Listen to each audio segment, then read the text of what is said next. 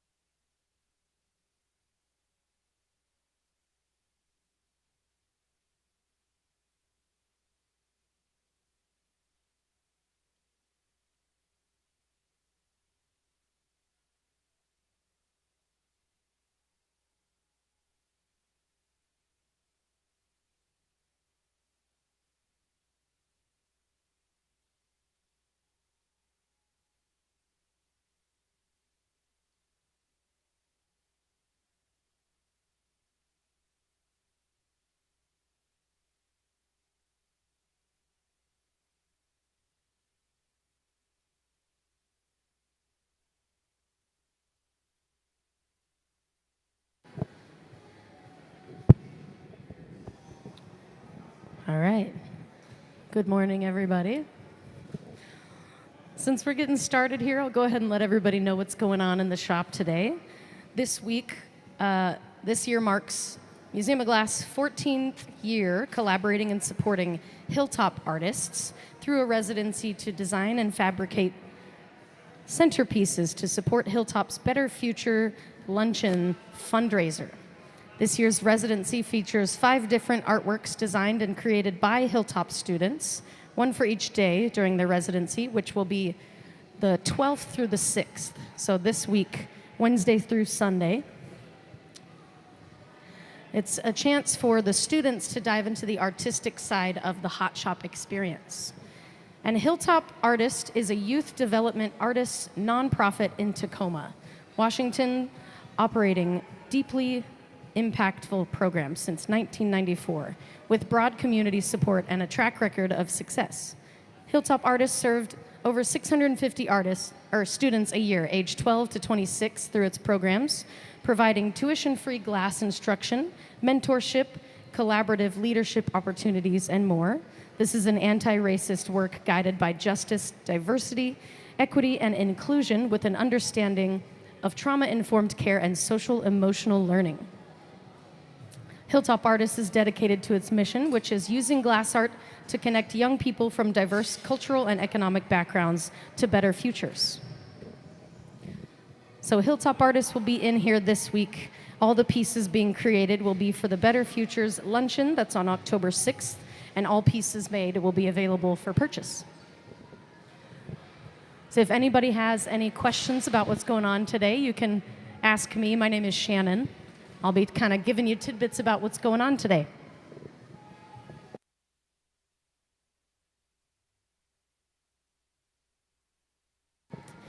Today we're mostly working on fusing glass and roll-ups, which is what this will be for. We're going to create cane, which is long strings of glass. They'll stretch this out, and then they'll chop it into little pieces, kind of line it up like pencils, and then roll that onto a clear glass bubble, and that will make a striped pattern on the piece. So they're doing some prep work this morning so that they can make the pieces today. As you can see, we have a lot going on in here, so if you have questions, just let me know. Also, if you want more information about Hilltop Artists, I have some brochures and pamphlets up here you can check out. Just let me know if you want one.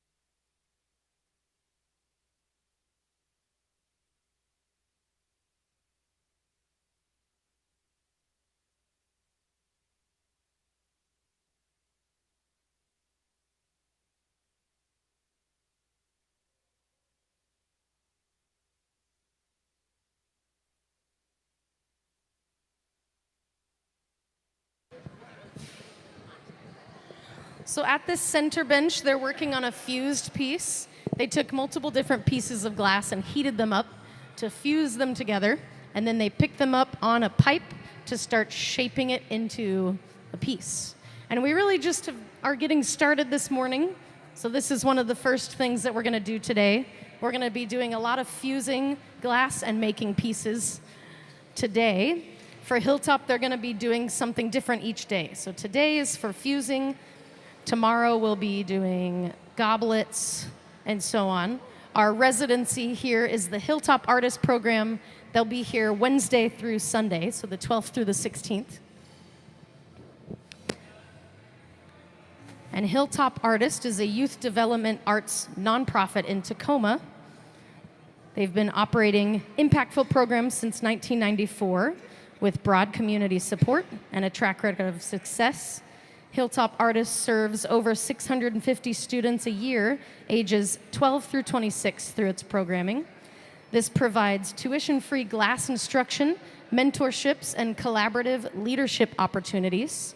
This is an anti-racist work guided by justice, diversity, equity, and inclusion, with an understanding of trauma-informed care and social and emotional learning. Hilltop's dedicated to its mission, which is using glass art to connect young people from diverse cultural and economic backgrounds to better futures. Can we go up there?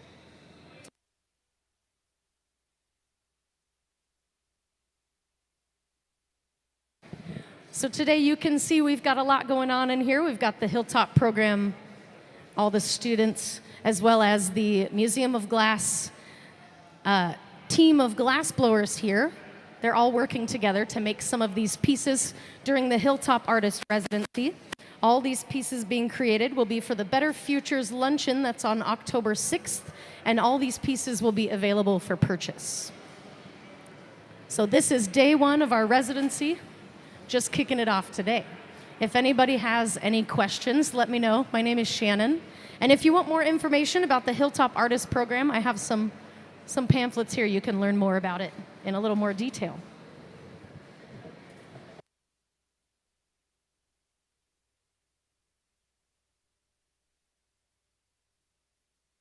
If you look up at the screen, it will show you some of the past works that Hilltop students have made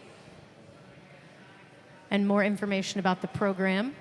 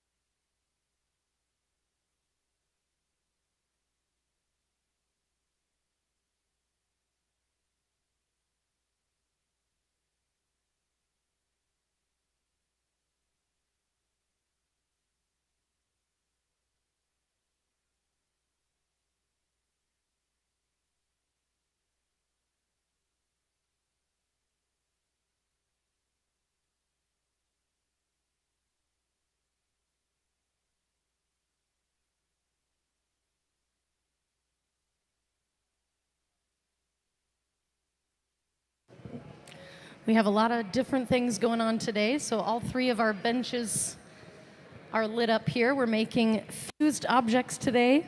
At the middle bench here, they've got some glass that they melted together to fuse into a pattern.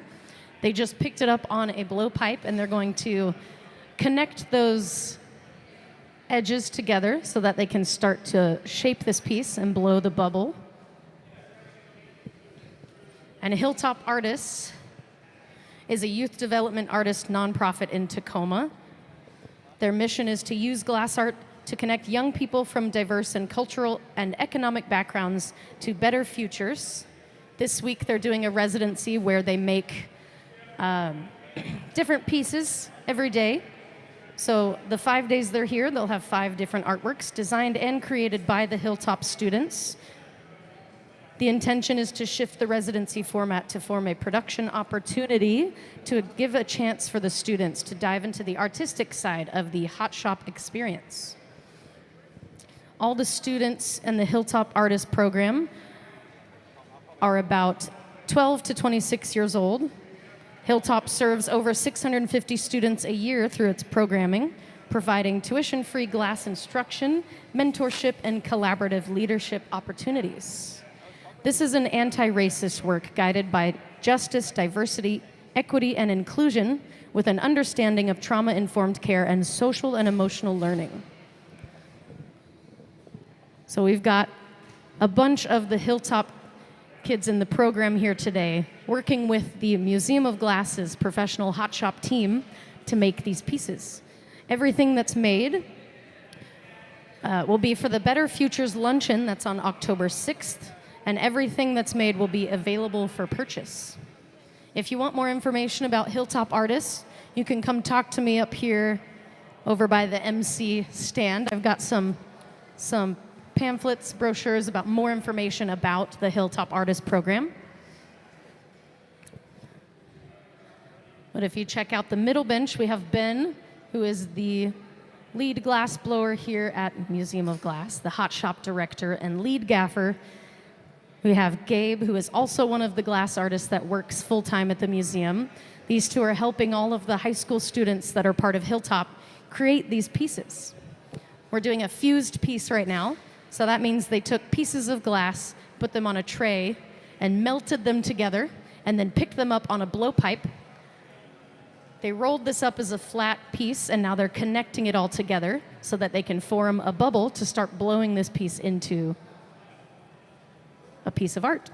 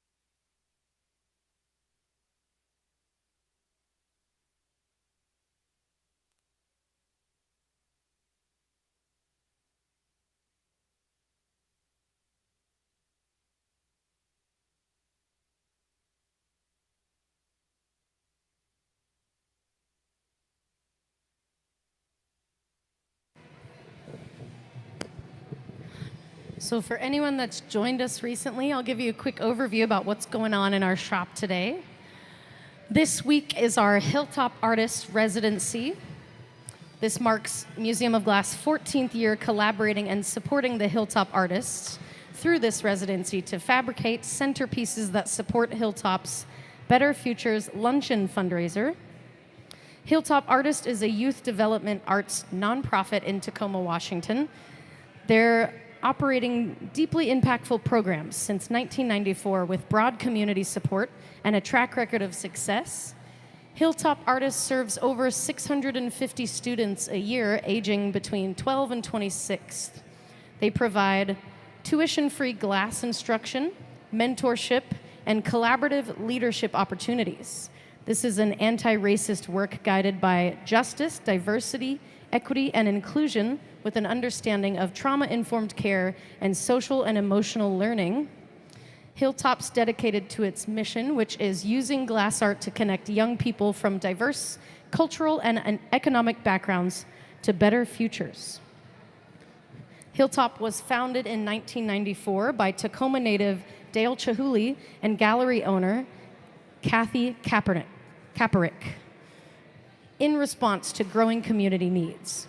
What began in a former woodshop at Jason Lee Middle School, where students blew glass using recycled Snapple bottles, has grown into a nationally recognized nonprofit that uses glass art to transform young people's lives.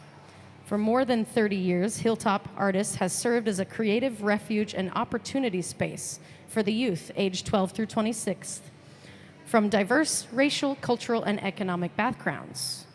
We believe that access to creative education, mentorship, and wraparound support can open pathways to personal and professional success. They never refuse a student based on past behavior, academic performance, or artistic ability.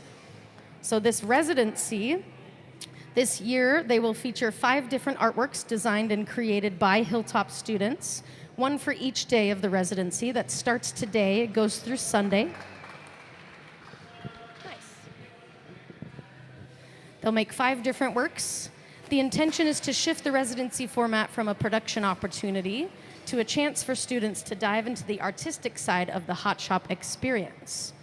So today we're working on making fused pieces. All the pieces we make when they're finished will go into that black box that they just put a finished piece into. The glass has to cool down slowly or it breaks from getting too cold too quickly. So you can see there's a lot of stuff going on today. I'll try to give you little tidbits about the different things happening. If anyone has any questions, you can ask me. My name is Shannon. I also have more information about the Hilltop Artist program. If anyone's interested in learning more, just let me know.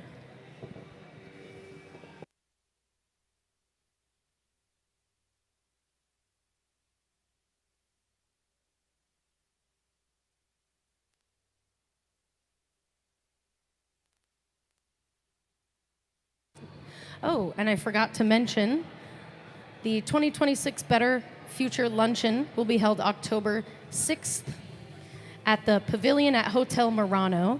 All the items created during this residency will be available for purchase during that luncheon as a fundraiser to raise more money for the Hilltop Artist program.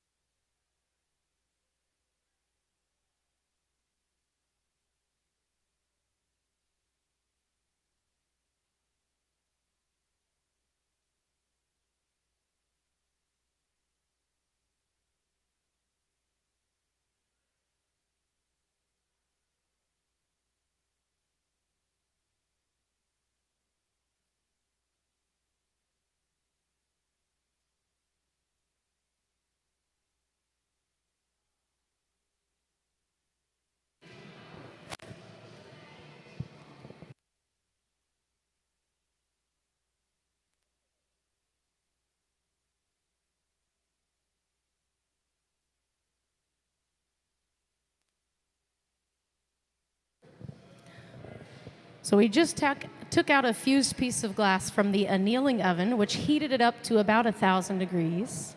They're going to put this into the reheating chamber, which is around 2,300 degrees Fahrenheit. That's going to get the glass hot enough that we can roll it up onto a blowpipe and make a piece. That's what's happening here at the center bench. The far left and far right benches in the studio, they're prepping other pieces for future work that they're going to do today. So there's a lot of stuff going on here in the shop. If anyone has any questions, you can come talk to me over here. I also have more information about the Hilltop Artists program, which is the program of high school kids we have down here today helping the team here at the museum make a bunch of pieces that Hilltop is going to sell for a fundraiser for their program.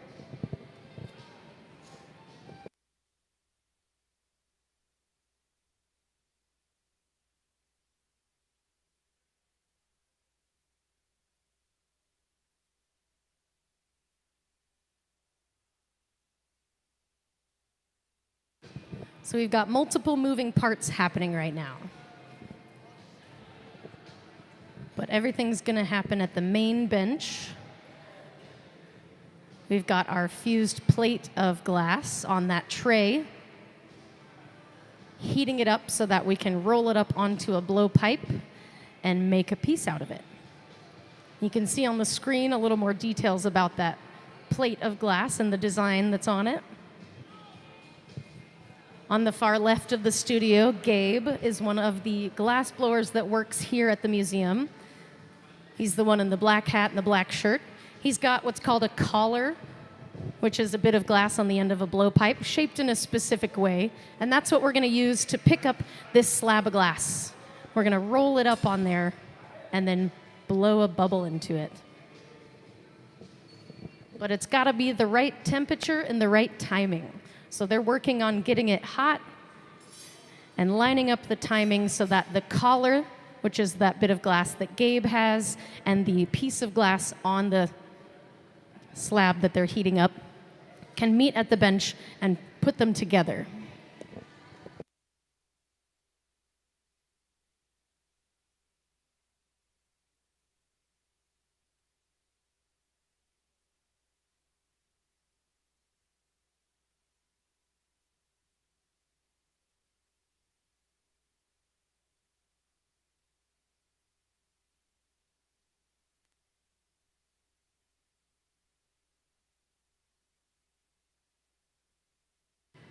Over here on the right side of the studio, we're doing what's called a cane pull. So they're going to take this bit of colored glass, pull it and stretch it to make a long, thin rod.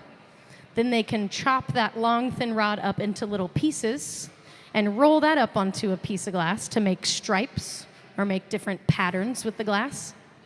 When glass is hot, it is stretchy. So they've attached a bit of glass to two separate rods and are just pulling the glass apart to make this long, thin rod of glass. That's what the ladders are on the ground for. Once they're done, they're going to set it down on the wooden ladders. If they put it on the concrete, it would get too cold and it would crack from thermal shock. So that's what the ladders help with, is just helping that long, thin rod of glass not break. The thinner they stretch it, the faster it's going to cool down. So the thinnest part of it, right about here, you can see that this is like a orangish red color. All the glass looks orange when it's hot, but as it gets colder, you can see the color. The thinner it is, the faster it cools.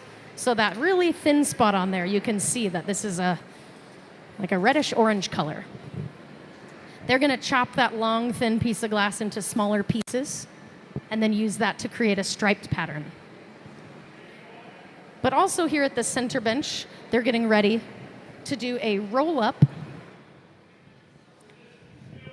So they're going to roll this flat slab of glass up onto a pipe by getting a little bit of glass on the end of the pipe, which Gabe has on the far right here. He's got what's called a collar. So it's clear glass shaped around a blowpipe where there's a hole going all the way through it. They're going to use that to roll up this slab of glass and make it like a cylinder on the end of the blowpipe. They're lining up their temperature and timing so that they can do this part successfully. It's all about temperature and timing. So they're coordinating those things. They'll meet at this center bench to do our roll-up once they're all ready, which we're just about there. If you don't have a very good view of them on the floor, you can also look up at the screen that's going to show it more in detail of them at the center bench.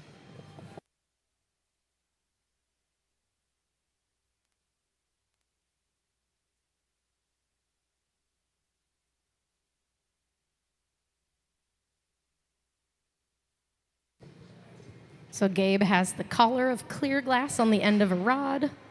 They're going to move some of this stuff, get it all ready. He's going to attach that. Hot glass sticks to hot glass, and then you just roll it. It's hot enough that it's malleable, so they're sticking it on there and connecting it to the blowpipe. A successful roll-up. And now they've just got to clean up the shape and connect the two edges on there so that it makes a cylinder all the way through on the end of the pipe.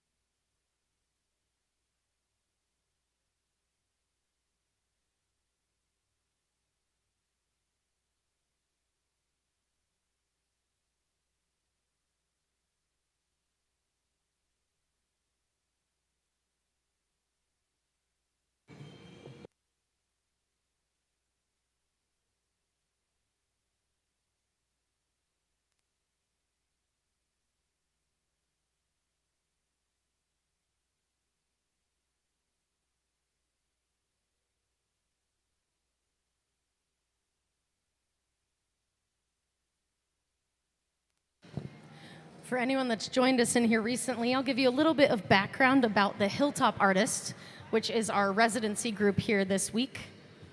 Hilltop Artists, for more than 30 years, has served as a creative refuge and opportunity space for youth ages 12 to 26 from diverse racial, cultural, and economic backgrounds.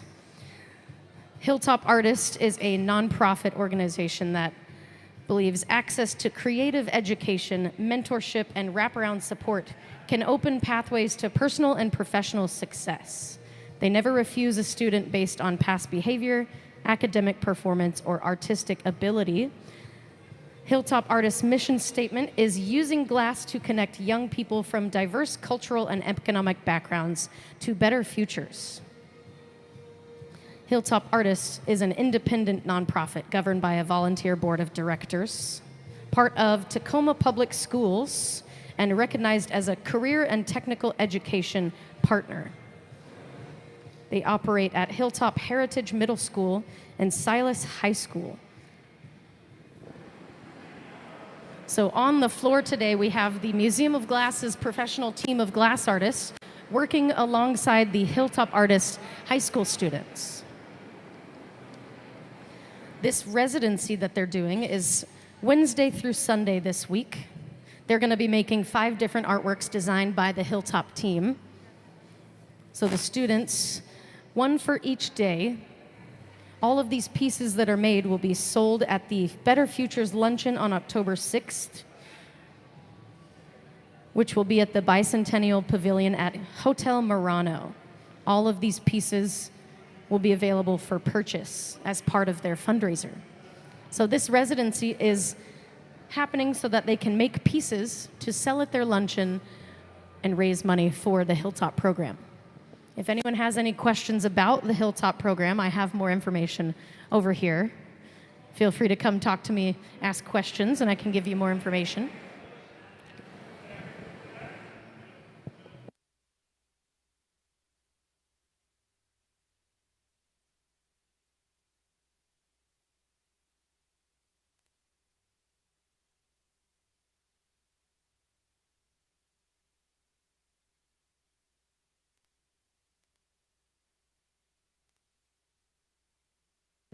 So here at the middle bench, they've rolled up this flat slab of glass, and now they're working on connecting it all together to make it more of a cylinder that wraps around the pipe. That way they can close the opening farthest away from the pipe and blow the glass into a piece of artwork. This slab that they rolled up is a fused piece of glass. So they designed the pattern on it and then put it into the oven that heated it up enough to fuse it all together. And then they took it out of the oven and put it on this blowpipe. So they're doing a lot of fusing roll-ups and making pieces today. You can see, obviously, there's a lot going on in here today. So all 3 benches are working on some different part of this process. We've got Gabe, who's wearing the black hat with the piece right now. He's one of our glass artists that works full-time here at the museum. He's helping them make this piece.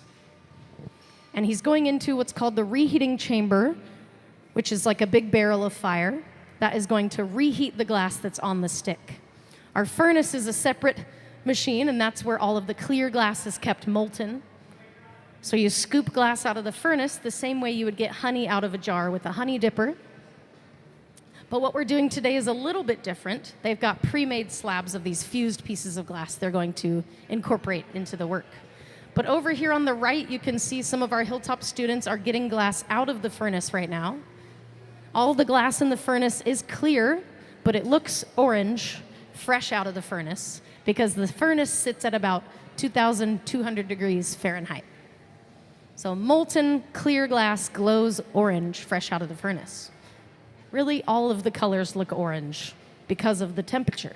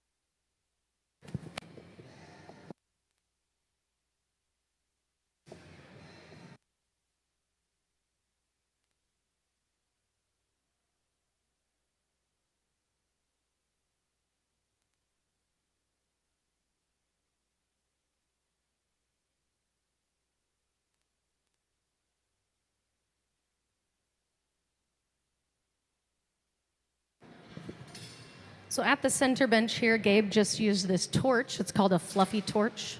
That's used to help keep the glass closer to the pipe hotter, because the metal takes a lot of the heat out of the glass. Those rods are made of steel, and they take a lot of heat from the glass. So the torch just helps keep that part of the glass hot. If the glass gets too cold, it will crack. So that torch just helps us balance that temperature. Right now, this is a cylinder on the end of the blowpipe. We need to close the opening so that they can blow the bubble. So they're working towards that.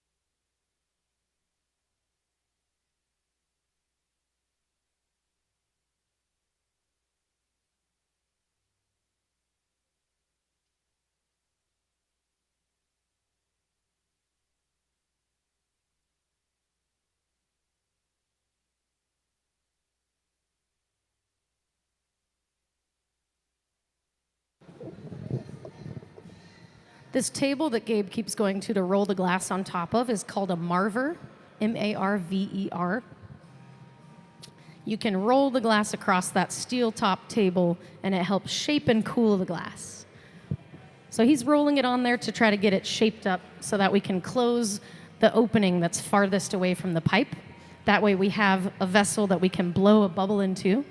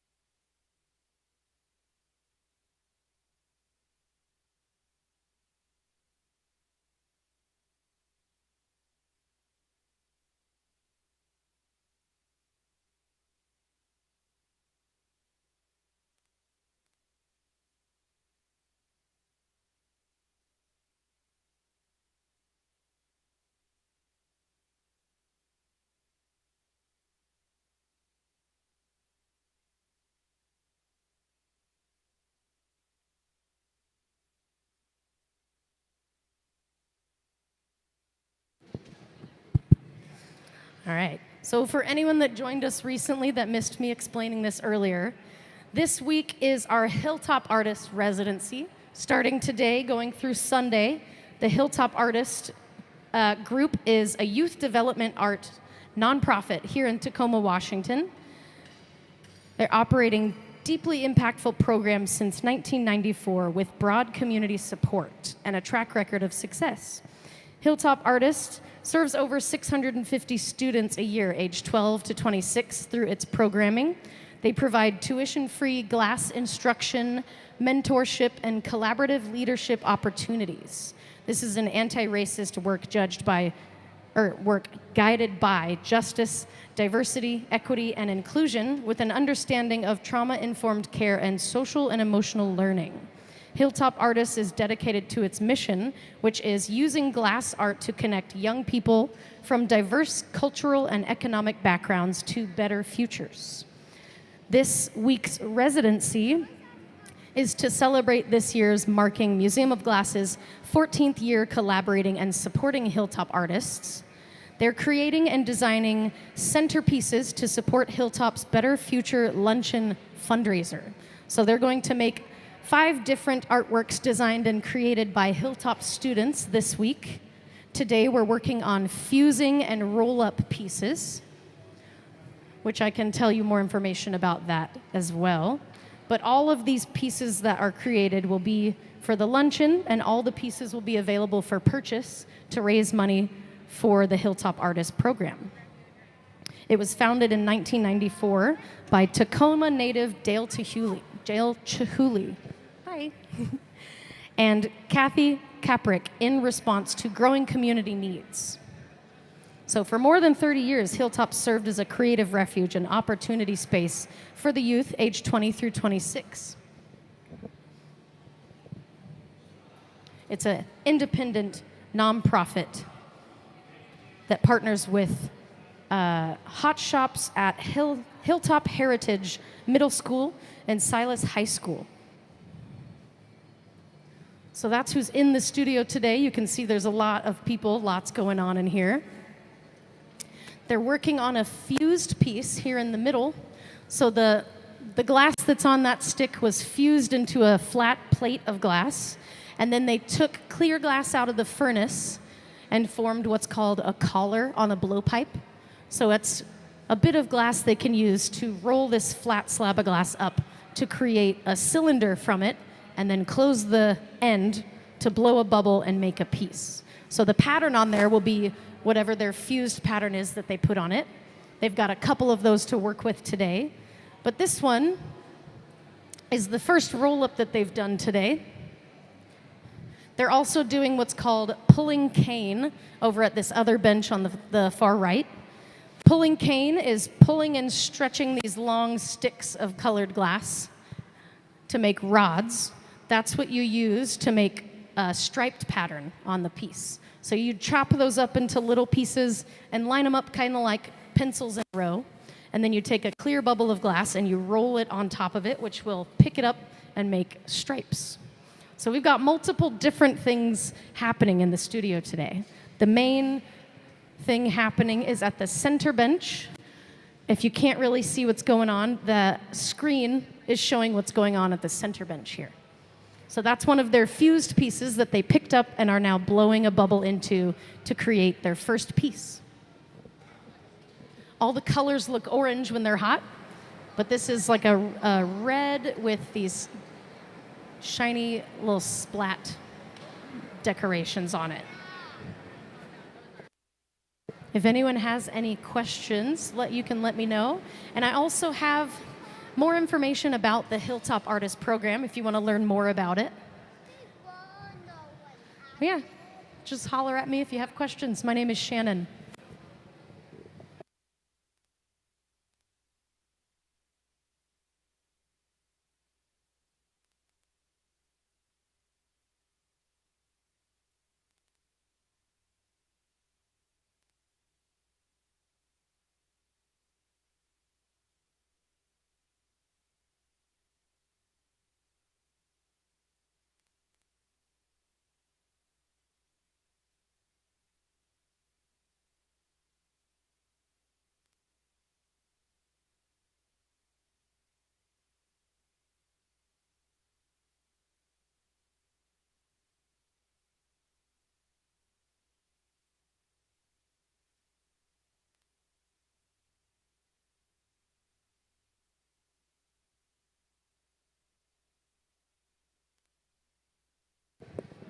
So we're pulling more cane right now. When glass is hot, it's stretchy like taffy. So if you connect it to two rods and pull the rods apart, it stretches into this long, skinny rod of glass. So the thinner the glass gets, the faster it cools. As they stretch it out, there becomes this tension where they're pulling apart from each other. And when it's cold enough that they pull and it won't stretch anymore, they can set it on these ladders and then break it off the pipe to create this long, thin rod. They can then chop that long, thin rod up into little pieces, kind of like this. And they'll line these up in a row, kind of like pencils in a row. They can roll up that flat thing of those pieces of cane. They'll roll it up onto a bubble, and that will make stripe patterns. So there's a lot of techniques in glass blowing that can seem kind of abstract, hard to explain without a visual. But they're going to use that later today.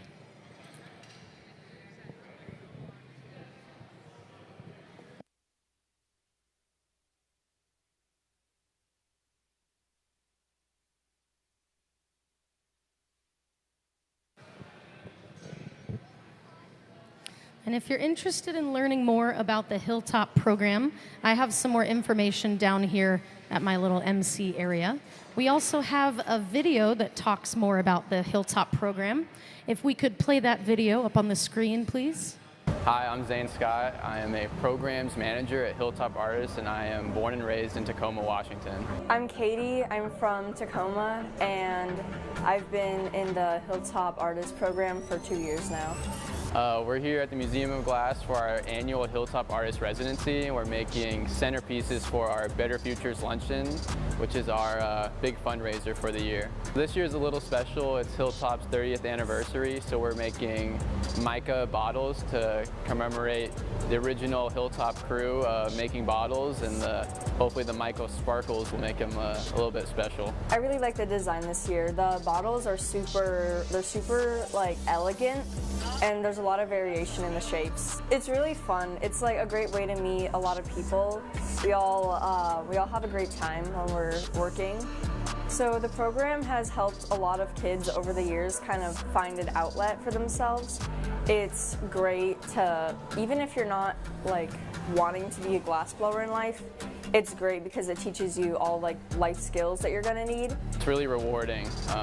I see myself in all the students, so going back and trying to give them all the pointers that I felt like really helped me grow up and become more mature and responsible and confident. Being with so many like instructors and so many kids that are like, they're in the same place as you, they're just trying to learn new things. It's a super nice way to grow. Katie has been a great student, spent the last year on the flameworking side of production, and is now switched over to the glass blowing side for this year, and is already exceeding, is one of like a great student, super kind, super helpful. Yeah, it's super comforting to know that if this is the path I want to take in life, that there's a good transition between that. Yeah, working with the museum has been, I would say, almost life-changing. It's working with them is seeing the best of the best and seeing how it's done, and seeing it like local too is really cool as for a local kid to see that like you have some of the best in your neighborhood, your backyard to go check out and learn from, and they're all so cool and kind, and I've learned so much as a glassblower and a person, and I also think the team learns from the students, and they keep them young, and it's just a fun learning experience for everyone. You can do a lot. Like there's a lot that you can do here, and just believe in yourself, and you'll be all right.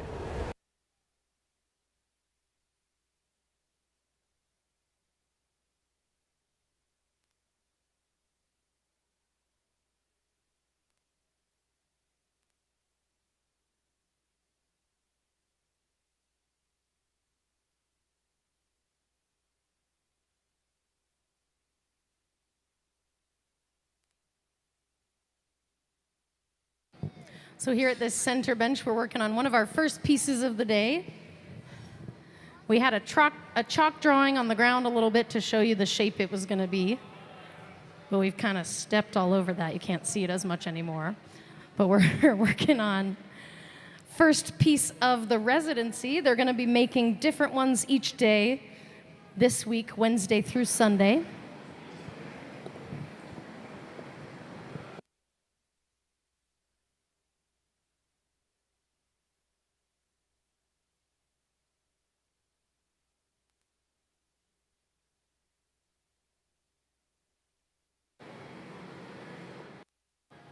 But here at the center bench, sitting at the bench, is Gabe. He's one of our full-time glass artists that works here at the Museum of Glass. He's one of our professional glass artists that's helping the Hilltop artists create these pieces. Glassblowing is really a big community event, so we've got a lot of people out here working on this piece. These pieces we're making are all going to be sold at the Better Futures Luncheon on October 6th. They'll all be available for purchase at the Bicentennial Pavilion at Hotel Murano. And the Better Futures Luncheon is a fundraiser for the Hilltop Artists program.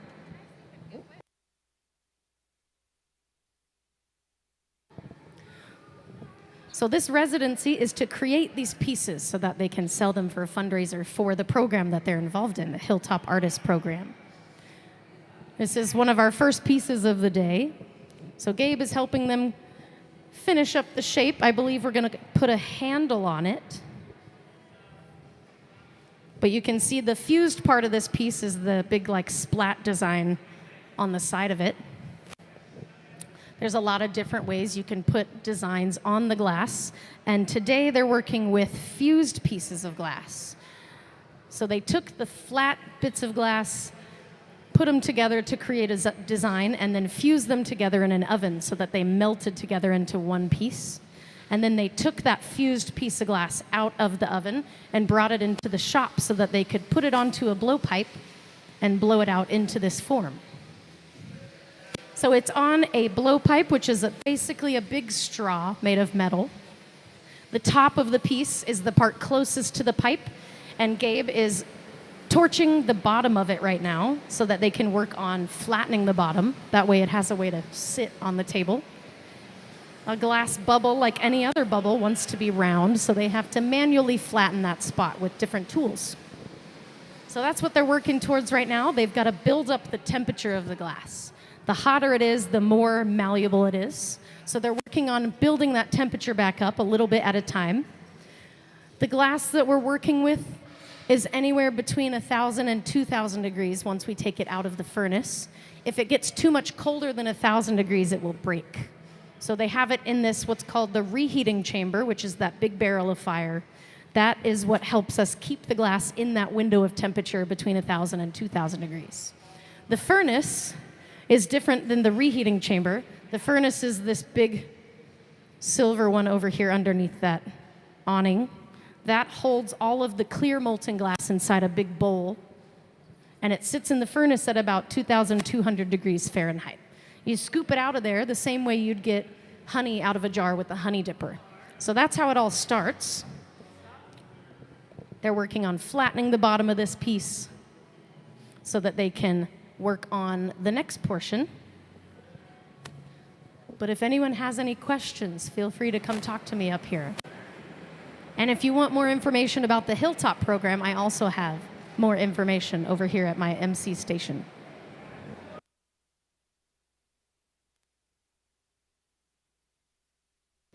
The colors of this piece will look a little bit different when it cools down. All the colors tend to look red and orange when they're hot. But once it cools, it will be very bright and vibrant colors with those little splat designs all over it. The colors come from different metal oxides that are added to clear glass. There are glass chemists that do that part.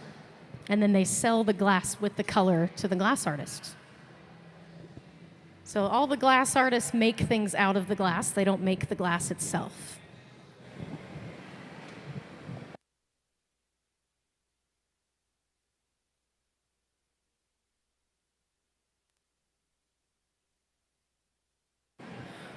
We're getting ready to do something called a punty transfer. Gabe over here in the black hat has the punty, which is just what we call the rod that we're going to transfer the piece onto. To work on the top of it, we have to take it off the blowpipe because the piece is being held onto the blowpipe by the top.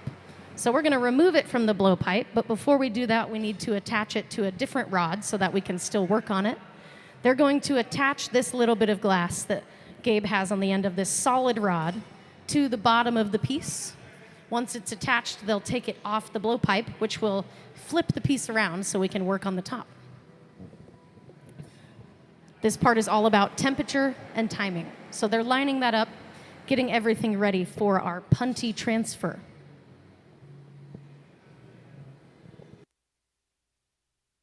They carved in a restriction line right off the head of the pipe earlier on in the process, right there where Stina's squeezing it with the tool. We're going to break the piece off the blowpipe by using that as a score mark.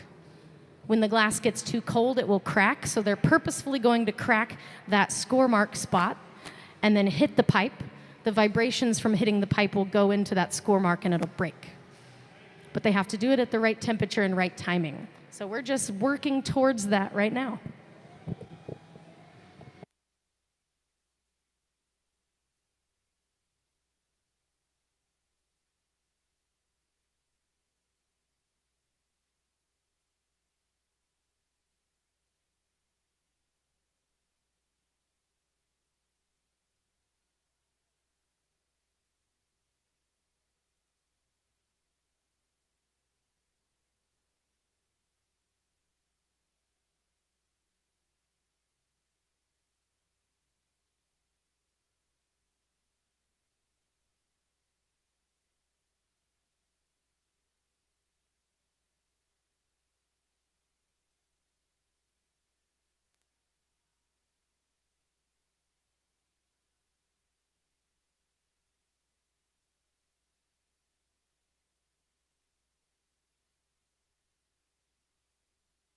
The reason we keep using this torch on the piece is because the glass closer to the pipe is colder than the glass farthest out.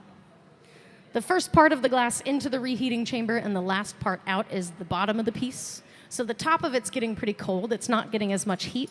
That torch just helps balance the temperature so that the top of it doesn't break and send a crack down the side of it when we break it off the pipe. So it's helping us equalize that temperature. But now we're going for that punty transfer. Hot glass sticks to hot glass. So as long as both of these are the right temperature, they can stick them together.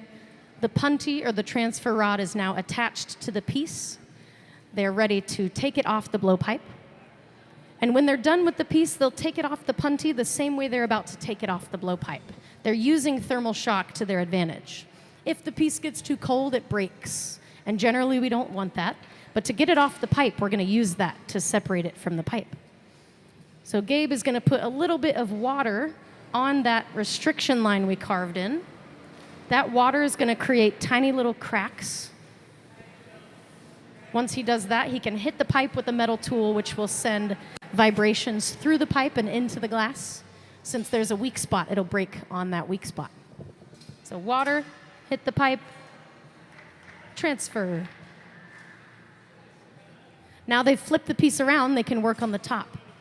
The bubble that's on the inside that they were blowing is the inside of this piece. So there's a hole at the top. They can access the inside of the piece now.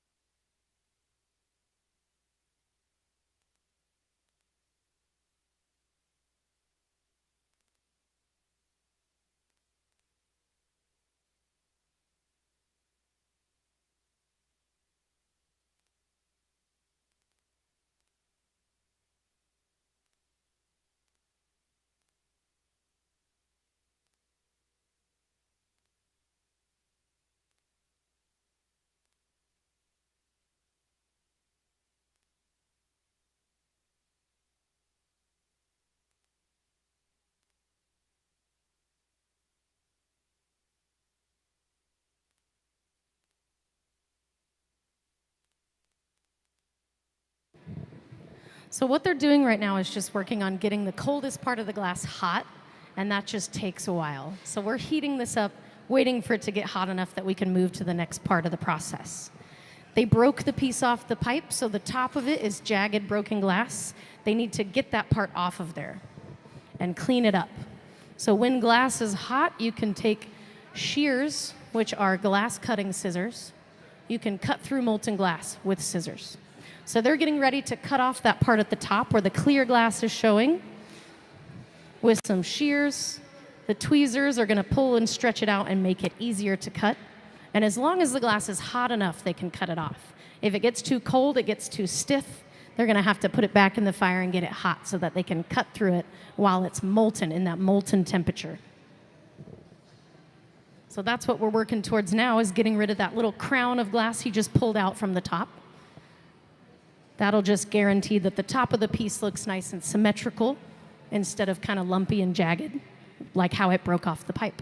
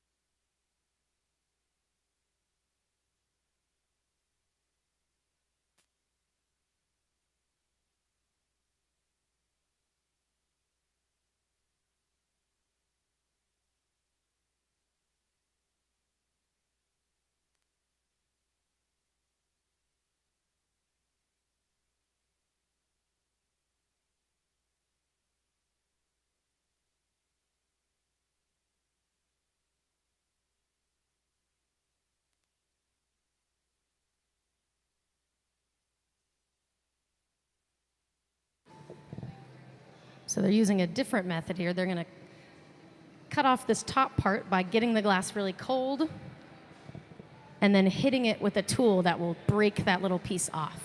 The tool that Gabe has right now is called the diamond shears. Those are one of our many different shears that you can cut through glass with. They're called diamond shears because they're shaped like a diamond in the middle, and that allows you to cut off pieces at a point. So he's got that at somewhat of a point. He used the diamond shears to cool it down. That way they can just hit that little piece of glass and it will break off.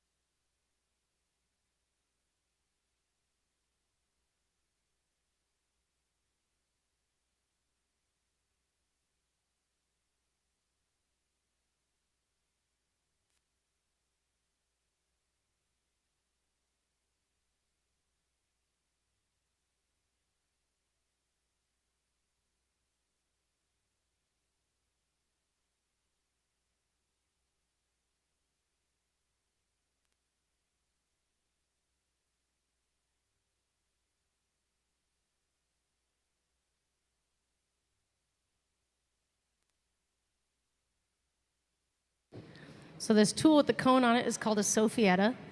You can blow into the glass with that. It's a cone attached to a straw. So they're using that to blow into the piece, which is inflating the top part of it, making it a little rounder. And now they're going to break that part off the top. Now it's a little bit rounder at the top. It has a nice point. They're going to work on cleaning it up and fine-tuning it just a little bit. And we still got to add the handle to the piece. So they're going to get ready to do that soon once they finish fine-tuning the top part.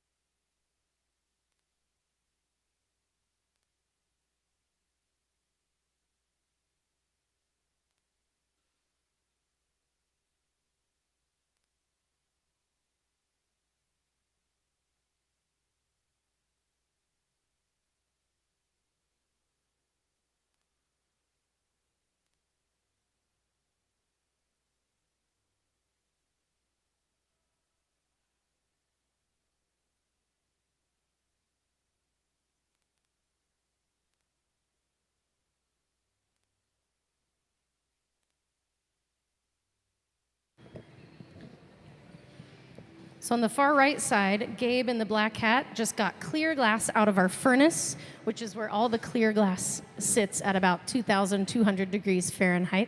You scoop it out the same way you'd use a honey dipper to get honey out of a jar. He's shaping that up because we're going to add a handle to this piece. So that bit of clear glass is going to get attached to the main piece and then sculpted into a handle. So they're lining up their temperature and timing to do that part.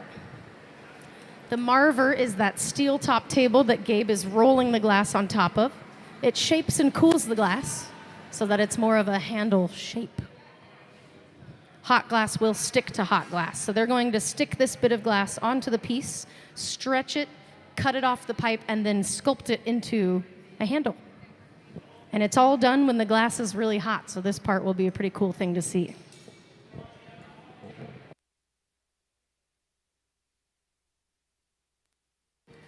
The handle is the last little detail we're going to add to this piece until it's finished.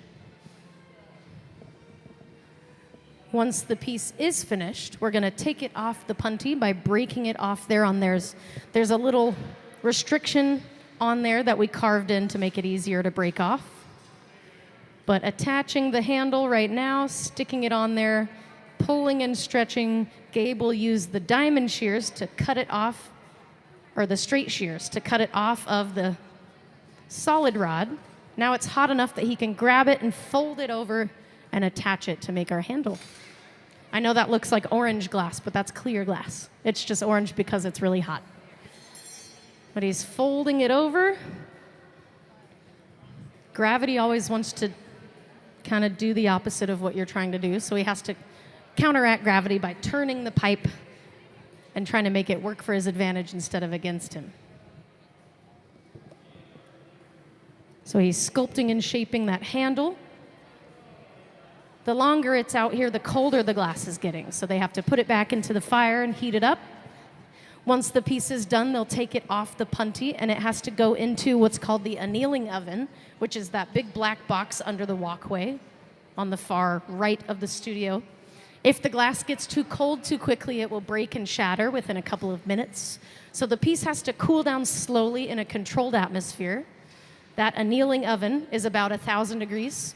We'll put this piece into the oven at about 1,000 degrees, and then there's a program that's going to systematically cool it down slowly over an extended amount of hours so that it cools slow enough that it doesn't break from getting too cold too quickly.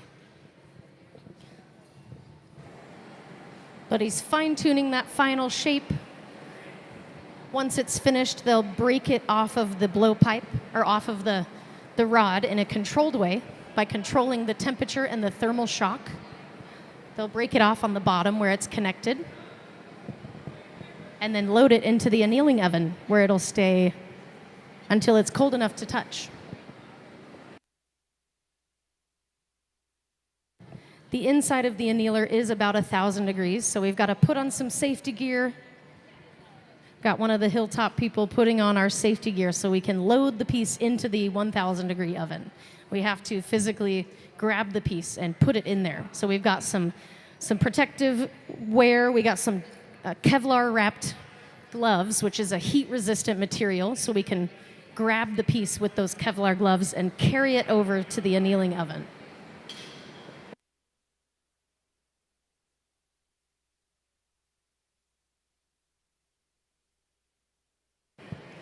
We just have to make sure this piece is all about the same temperature throughout the whole thing.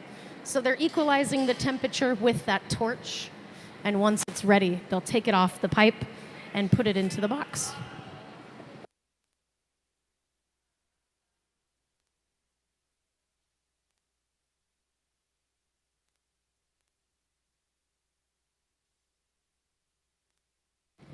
To break it off the pipe, they're going to use thermal shock. So there's a small restriction on that bit of glass that's connecting the piece to the rod.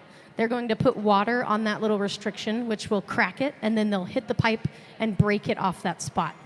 Once the piece comes out of the annealing oven, they can take it to the cold shop, which is where you can grind and polish the finished pieces to perfect them if they have any bits of residue left over, like this punty. This will have a bit of the punty left on it, so when it comes out, they'll have to grind that little bit off and then polish the bottom. But here we go. We're going to put the water on. We're going to grab the piece with the Kevlar gloves. Hit the pipe, and it should separate right there. Let's give the team a big hand. Beautiful piece. And again, that piece is one of the few that they're making this week for the Hilltop Artists program.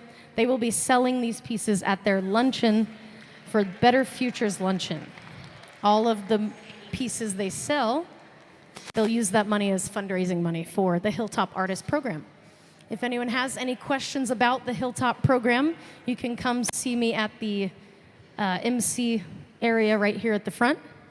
We've got some pamphlets, information, stickers. Just let me know. So we finished that piece. We're going to see what we're doing next.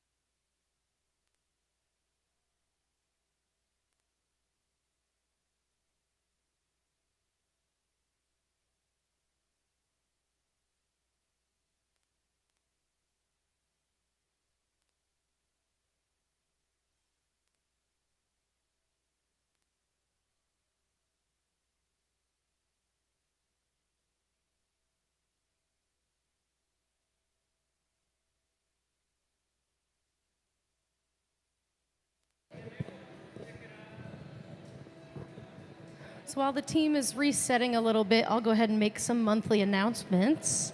So the future home of the Lino Tagliapietra Legacy Gallery. As you can all see, the gallery is currently closed. It'll reopen in the fall.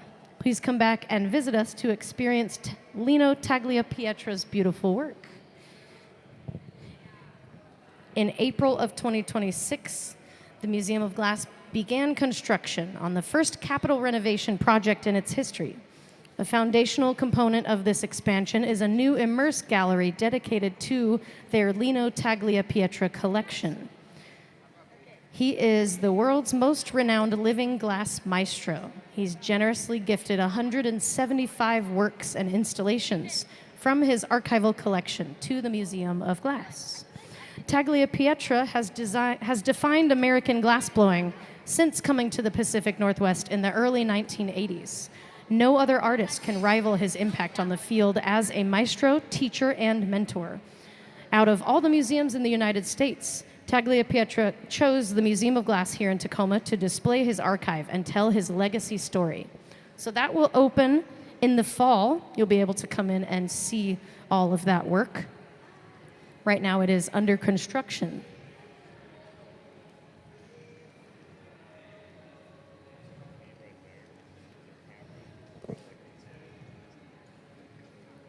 We also have the Concert in the Cone on August 20th from 6 to 7 p.m.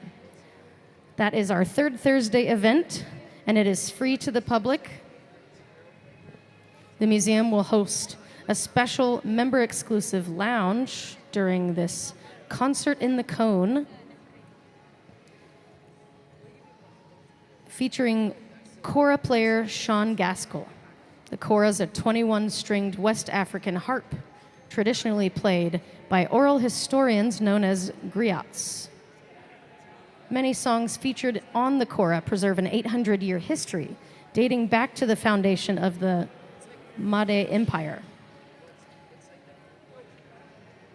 Sean Gaskell will be performing in the Hot Shop, accompanied by live glassblowing by the Hilltop Artists, which is who's here this week. So feel free to come here August 20th, 6 to 7. It's free to see some glassblowing and to listen to some live music.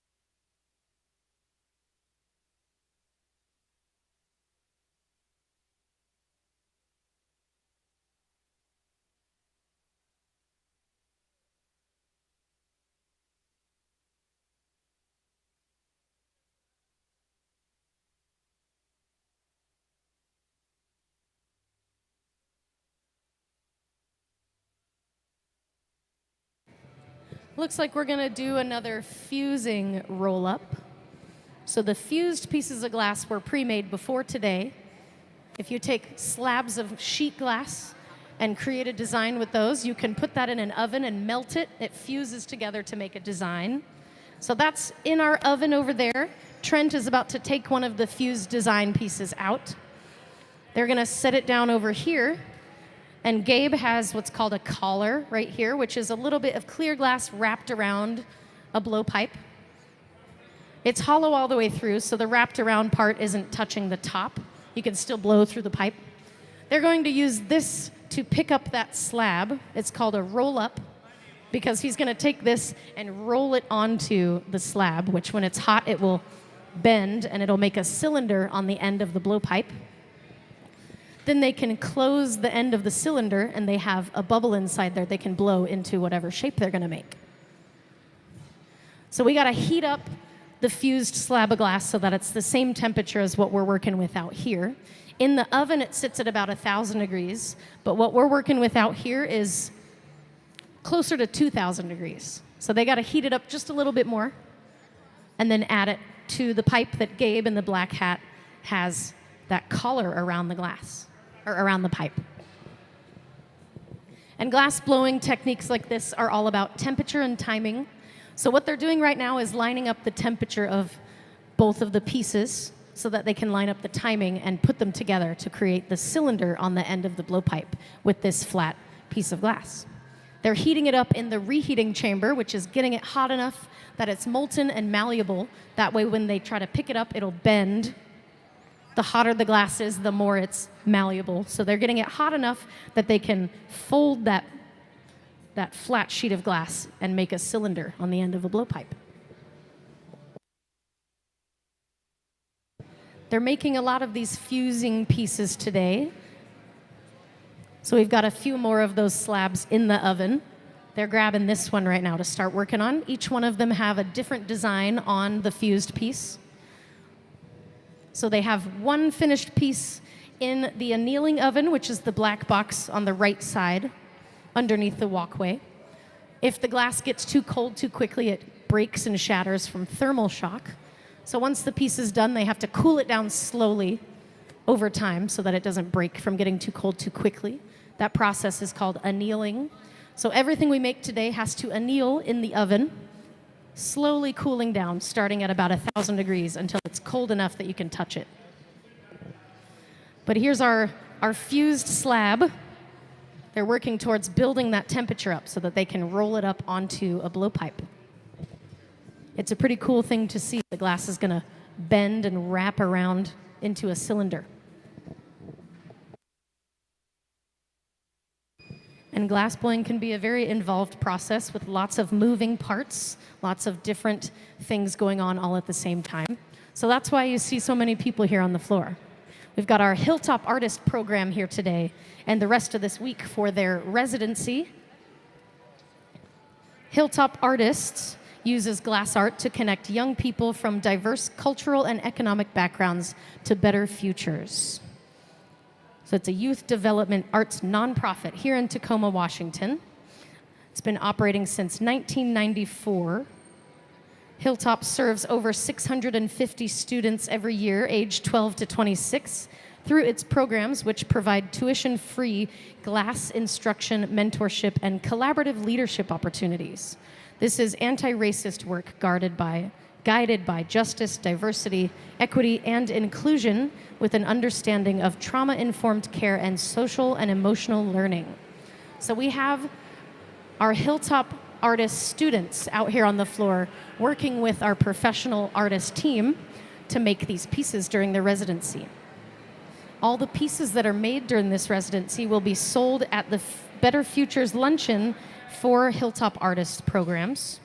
It will be a fundraiser for the Hilltop Artist programs. So they're making the pieces that will be sold to raise money during the luncheon. Today's the first day of the residency, so we're working with fused glass. The other days of the residency, they'll be making things such as sculptures and goblets and all different kinds of work.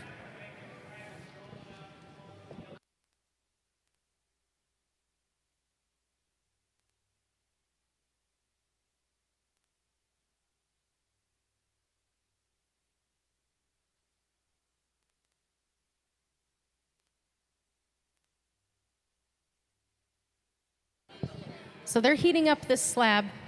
We've got it on a ceramic plate. It's getting pretty hot. You can see the glow on those little pieces of metal that were like placeholders to keep it in place. This slab of glass is now getting hot enough that it's starting to become molten and malleable. They've got to heat it up a little bit more. They got to build the temperature up slowly. Just like glass doesn't want to get too cold too fast, it also doesn't want to get too hot too fast. It will crack. So they have to slowly build up the heat a little bit at a time, and that's what we're working on right now. Once it is hot enough, everyone will meet at this center bench and we'll do the roll-up. If you don't have a very good view from where you're sitting of the center bench, it's also up on the screen, a different angle, so you can see what's going on if anyone's blocking your view. Glass blowing, there can be a lot of people involved, so they tend to gather around that area. So if you can't see what's going on, it's up on the screen. You can see it a little better.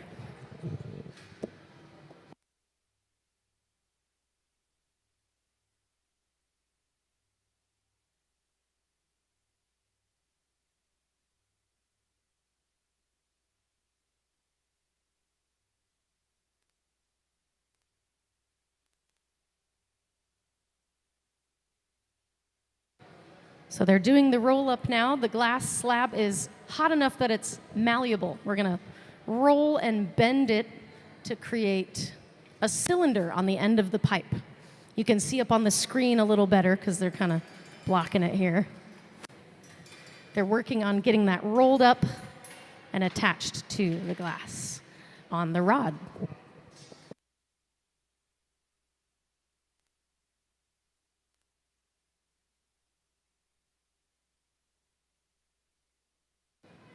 Now that it's attached to the rod, they'll work on bending it the rest of the way to fold it all the way around and make a cylinder.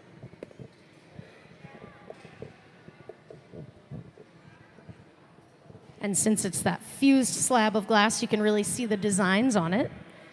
They're going to start to heat the glass up enough that they can roll it and fold it and bend it and stretch it and cut through it and attach it together.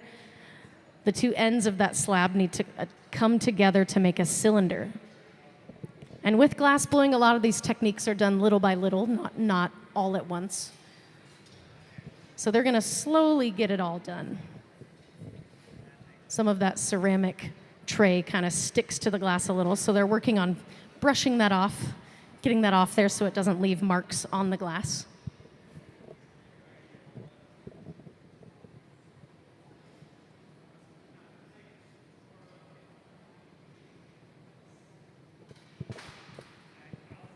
And now we have the glass on the blowpipe. We just got to work on getting it into a shape where we can blow a bubble on the inside.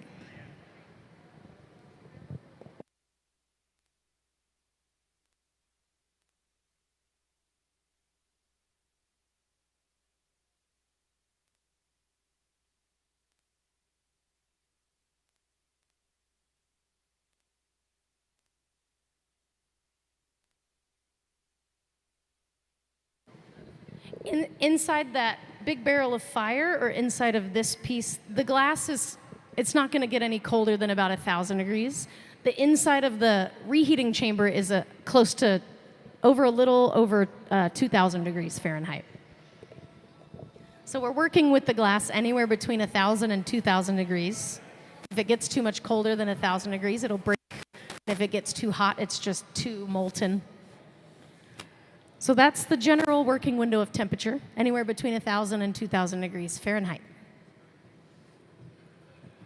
The colder it is, the stiffer it is. So it's not going to move as much if it's closer to 1,000 degrees. It's probably a little bit over 1,000 degrees right now, so it's malleable enough they can bend it and stick the seam together so that it forms a cylinder. Just using 2 giant pairs of tweezers to do that part.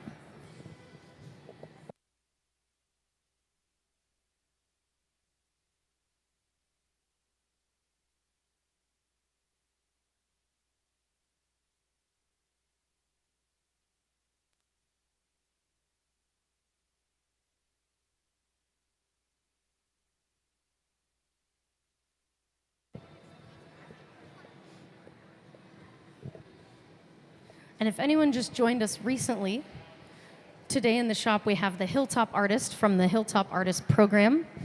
It is a youth development arts nonprofit here in Tacoma, Washington, serving over 650 students a year aged 12 to 26 through its programming, which provide tuition-free glass instruction, mentorship, and collaboration through leadership opportunities. Hilltop is dedicated to using glass art to connect young people from diverse and cultural economic backgrounds to better futures. So most of the people on the floor today, they all have Hilltop shirts on. This is our Hilltop students for their residency here at the Museum of Glass. Starting today, going through Sunday, the Hilltop program will be here making pieces that they will then sell at their Better Futures luncheon on October 6th. They'll sell these pieces and use that money as a fundraiser for the Hilltop Artist program. If anybody has questions or wants more information about the Hilltop Artist program, I've got some pamphlets and information down here. Yeah. Also stickers. Stickers.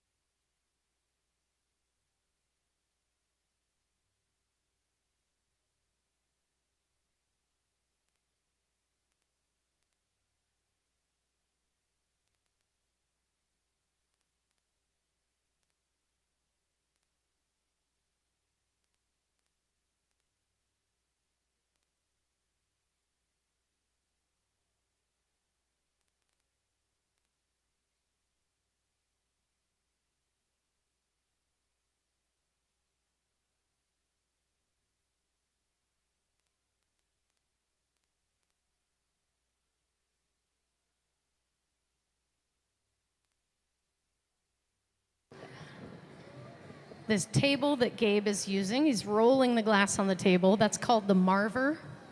It's a steel slab on top of a table that helps shape and cool the glass.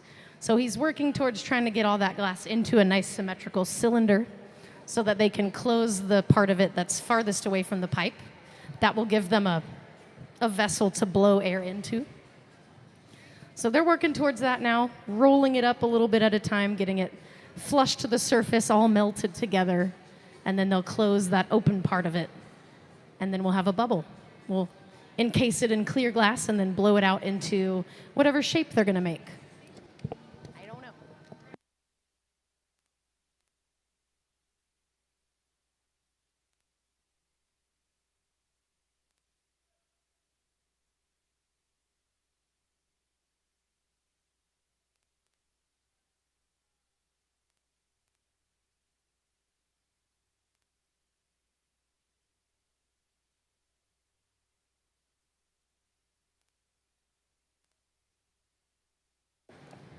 I don't know. So this is the hot shop where you work with the glass when it's hot. We also have a cold shop where you can grind and polish the glass. Gabe is running around to the cold shop right now because when we rolled up that slab, some of the ceramic plate got stuck to it. So we're gonna just grind that off really quick and then come back here and finish the shape.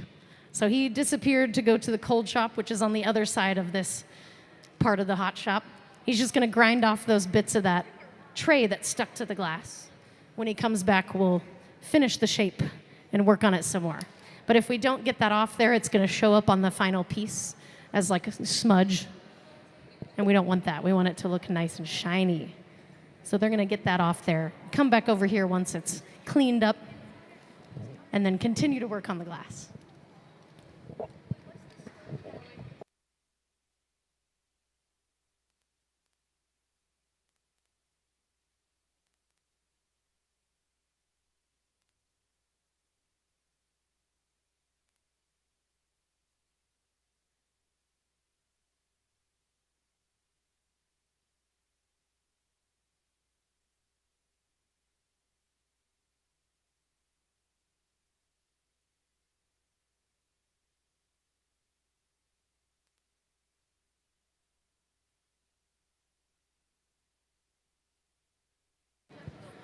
All right, so Gabe's back.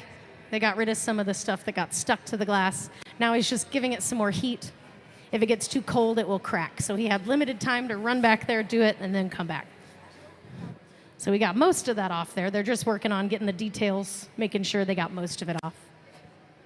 And then we'll move on to the next step.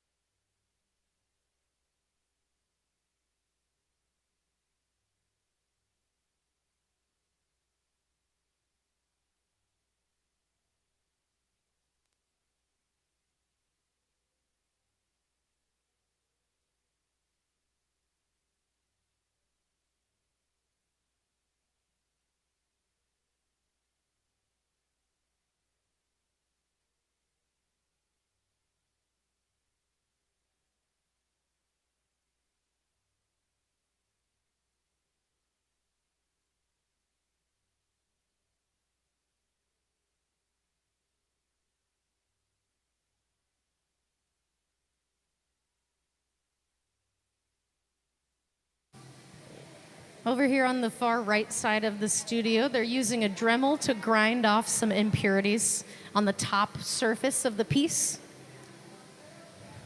They just want to make sure the piece doesn't look like it has impurities all over it, so they got to get those off there before they encase it in more glass.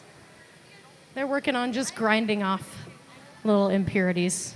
And once we got all that off, we can heat the glass back up again and start shaping it, moving on to the next part of the process.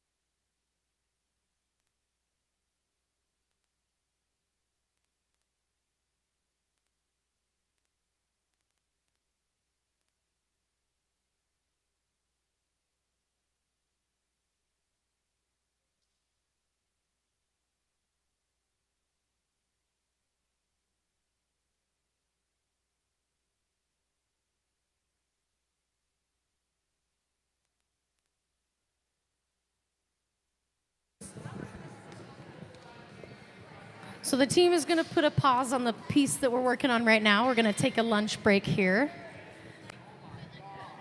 They're going to set everything up so that we can jump right back in after lunch. But we're going to take our lunch break, and we'll be back around 2 o'clock.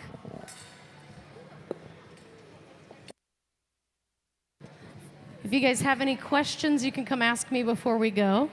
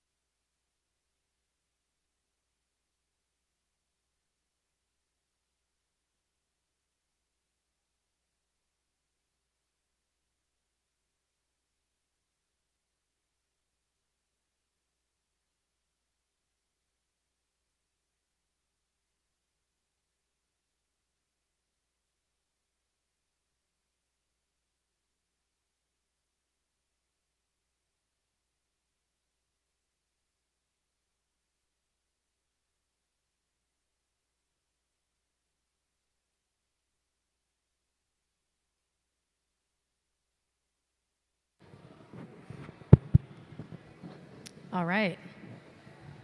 So we're just coming back from lunch. Everybody's getting everything set up. So I'll give you guys an overview about what's going on in the shop today. So you probably noticed there's a lot of people down here. This is the Hilltop Artist Residency. Hilltop is a youth development arts nonprofit here in Tacoma.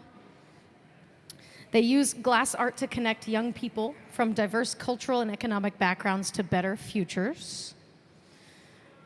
About 650 students a year, ages 12 through 26, go through this program. It has a tuition-free glass instruction, mentorship, and collaborative leadership opportunities. So they're doing a residency this week with the Hilltop students from today until Sunday. So today we're doing fused pieces. Tomorrow they'll do goblets, and the rest of the time they'll be doing different things. They're making pieces that they can sell at their Better Futures Luncheon that's on October 6th as a fundraiser for the Hilltop program. If anyone's interested in learning more about Hilltop, I do have some information down here at the MC table. You can come check it out. If you have any questions about what's going on, my name is Shannon. I'm going to be giving you some little tidbits about what they're doing. But if you have questions, feel free to let me know. You can raise your hand or yell at me or something. But we're just coming back from lunch, so they're getting everything back up and running. I'm going to turn on the music.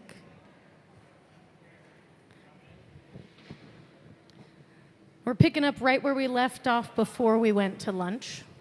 We had a piece that we were in the middle of making, so we put it in that big silver box that's called the garage. That's where you park pieces when you need to go do something else for a little bit. So we parked our piece in there. We just took it out, and it's got to get heated up, put back together. But we're working towards making a piece for this luncheon that they're having for their fundraiser. The fundraiser is October 6th at the Bicentennial Pavilion at Hotel Murano. And all the pieces we're making will be available for purchase there. So there's going to be a lot of stuff going on all at the same time here. We got 3 benches, 3 reheating chambers, and our furnace that holds about 1,000 pounds of clear molten glass. The furnace sits at about 2,200 degrees Fahrenheit. And you scoop clear glass out of the furnace the same way you'd use a honey dipper to get honey out of a jar. So they're going to start getting some glass out of there pretty soon. But right now they're fixing up what they left off on right before lunch.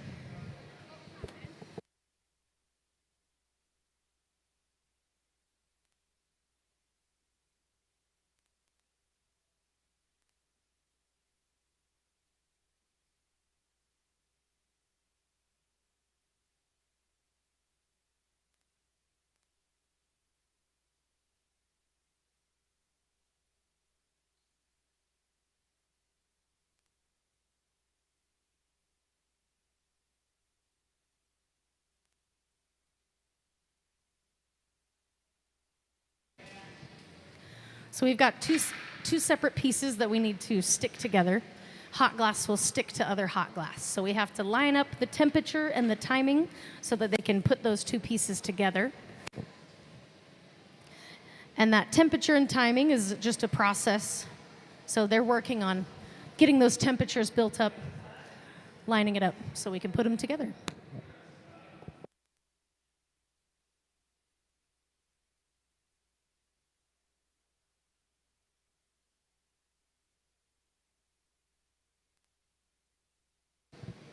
So we've got our 2 separate pieces out and into the fire now.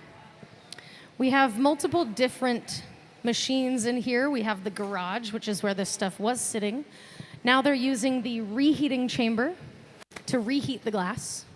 And then our furnace is right over there underneath the little awning. And that holds about 1,000 pounds of clear molten glass inside in a big bowl called a crucible made of high-fire ceramic. It runs on natural gas and forced air. It keeps the glass hot 24/7.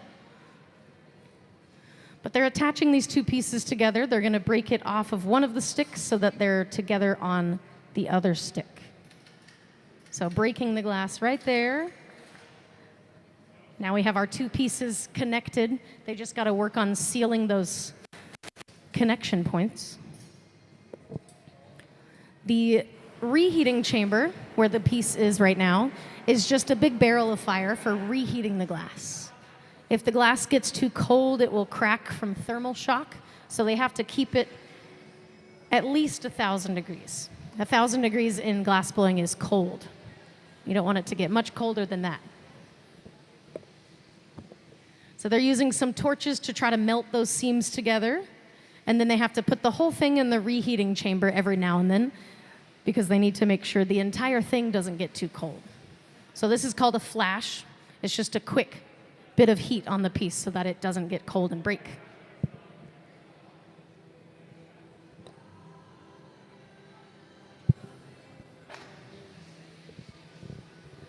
So since this is our Hilltop residency this week, the Museum of Glass is celebrating our 14th year collaborating and supporting the Hilltop Artists through this residency to design and fabricate centerpieces that support the Hilltop's Better Futures Luncheon fundraiser.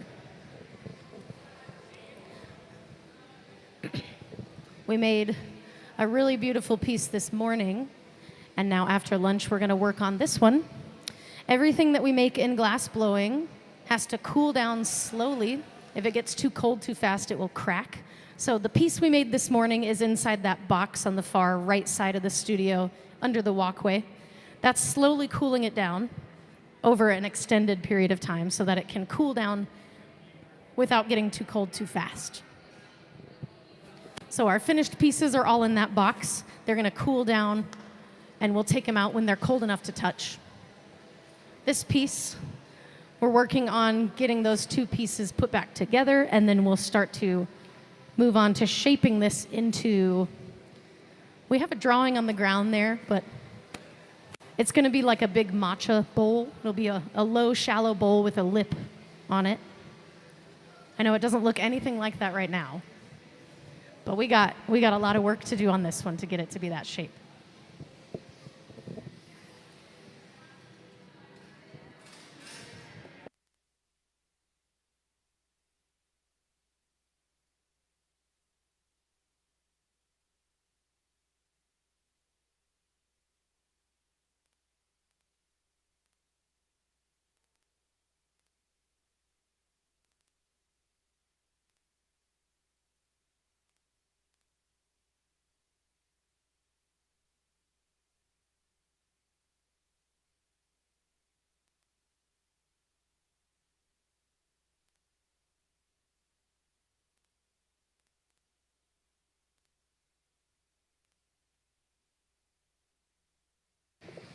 And it does tend to get a bit crowded in here sometimes, so if you can't see what's going on at the bench, you can always look up at the screen that shows different angles so that you can see better what's happening.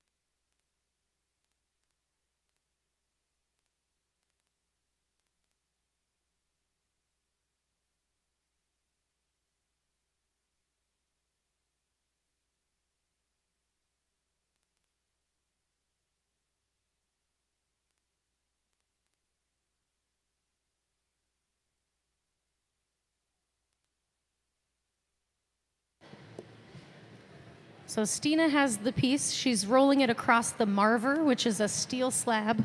It's going to shape and cool the glass. And glass blowing, you have to maintain the temperature. So we're not going to do it all in one big heat and big dramatic change. It's going to be little by little. So Stina's shaping that up with some tools, Gabe is getting another separate bit of clear glass ready that we're going to add to the piece to help seal that line where they're connected.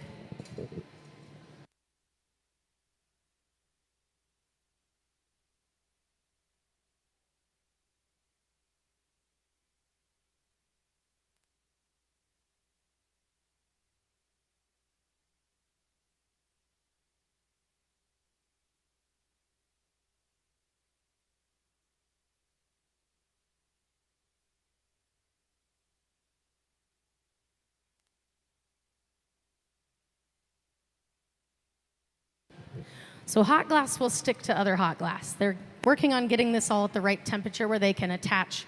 There's one more piece they need to attach to that. So they're getting that temperature built up to get it all put back together again.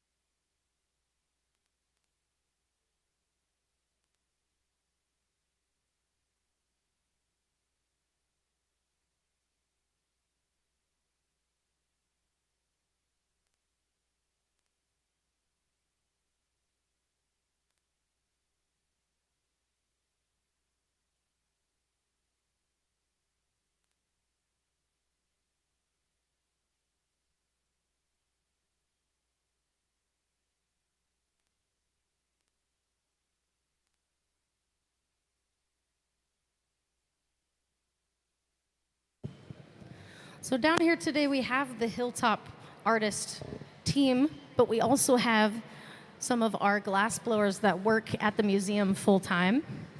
Gabe in the black hat with the pipe, he's one of the full-time employees here, so he's helping our Hilltop Artist students with making this piece.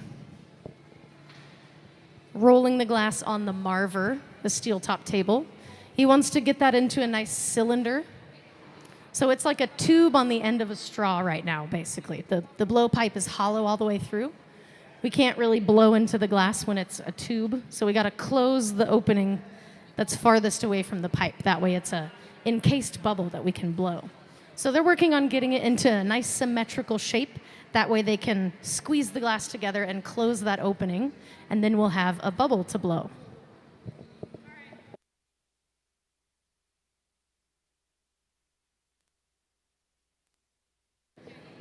So we're working on just sealing those creases to make it nice and flush to the surface.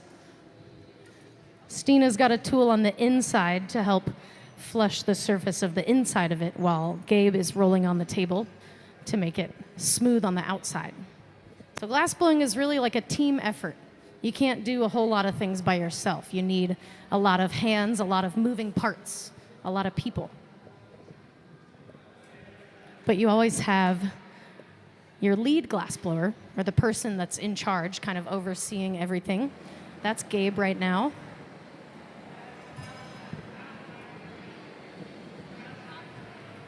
So the main piece that we're making is at the center bench. We have the other two benches doing prep work, making things that will be used later days during the residency. So lots of things happening all at the same time in here. They're doing what's called pulling cane. That's what these ladders are for. You can take a blob of glass and attach it to 2 different rods and then pull those rods away from each other to make a really long, thin strand of glass. And then you can chop it up into little pieces and you pick those up on a bubble. That's what makes like a striped pattern. So they're making a bunch of these cane pieces so that they can add stripes and patterns to pieces later on in their residency this week. Today is the first day of the residency, so they'll be here today through Sunday making all these pieces. And all the pieces they make are going to be created for the Better Futures Luncheon on October 6th. They'll all be available for purchase, and it will be a fundraiser for the Hilltop Artists program to raise more money to continue their program. For anyone that joined us recently and didn't really hear me talking about what Hilltop Artists is, it's a youth development arts nonprofit here in Tacoma, Washington. They serve over 650 students a year, ages 12 to 16, through this program, which provides tuition-free glass instructions, mentorship, and collaborative leadership opportunity. They use glass art to connect young people from diverse cultural and economic backgrounds to better futures. Hilltop Artists was founded in 1994 by Tacoma native Dale Chihuly and gallery owner Kathy Kaprick in response to growing community needs. This has grown into a nationally recognized nonprofit that uses glass art to transform young people's lives. If you want to know more information about Hilltop, I have some information down here. Feel free to come grab something. But if you have questions about anything, the glass blowing process or Hilltop or anything, just let me know. I'll be happy to answer your questions. My name is Shannon, so you can just flag me down or yell my name.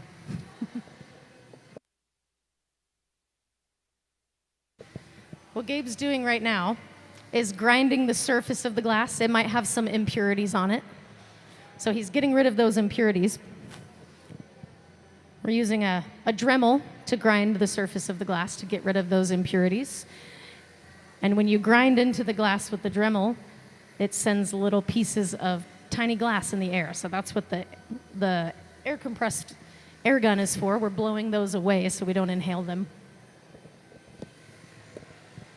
This just makes sure that the piece is as good a quality as we can get it. It doesn't have any blemishes or imperfections on the surface. So they're cleaning it all up before they start to really dramatically change that shape.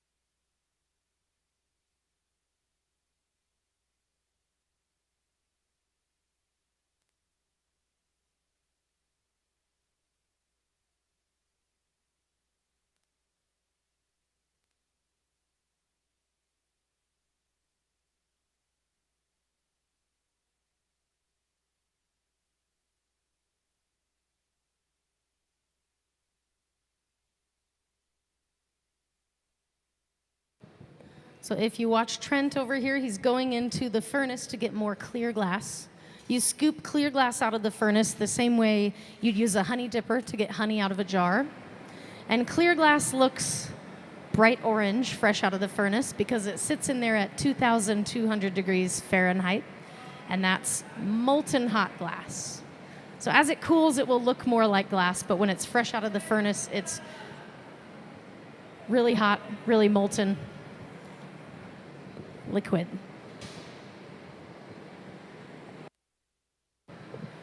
And our furnace runs on natural gas. It's on 24/7 all the time, and it holds about 1,000 pounds of clear molten glass inside.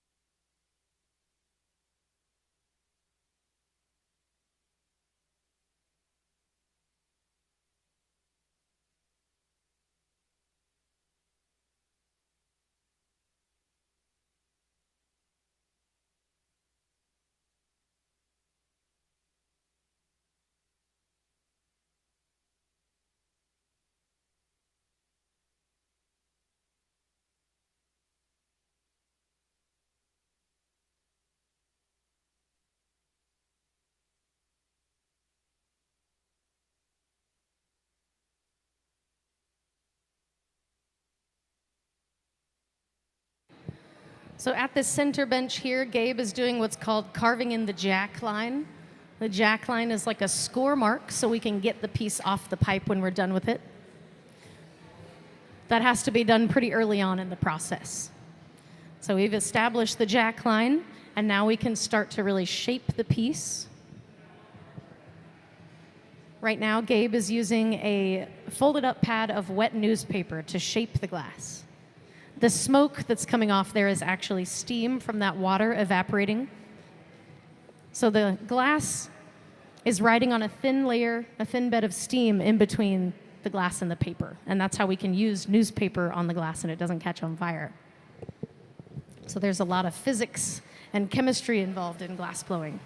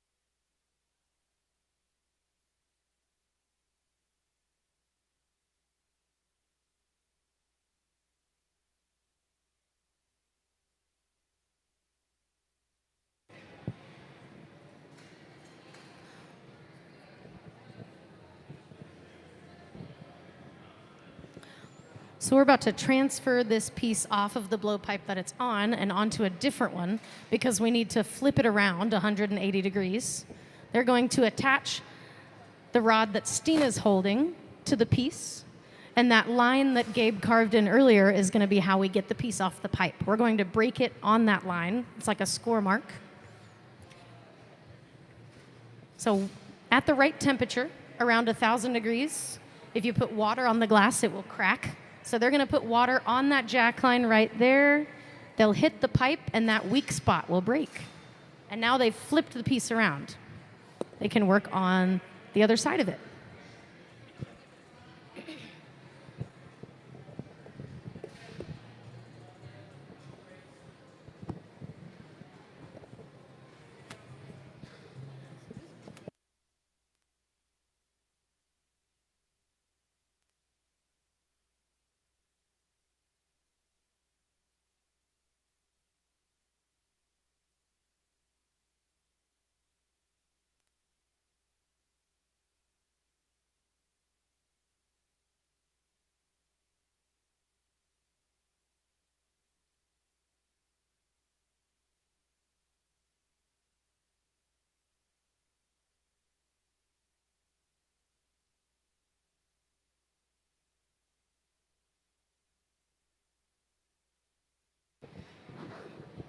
So Gabe is using the marver to seal in that connection where they just transferred the piece. Once it's all sealed, they can start to blow the bubble and start changing the shape of this to make it more like the low, shallow bowl that they're trying to make. The hotter the glass is, the more molten and malleable it is. If it gets too cold, it'll break. So this won't be any colder than about 1,000 degrees Fahrenheit the whole time. There is a small opening at the top there still, so they do need to close that little opening before they can blow the bubble. And that's what Gabe is working towards doing right now.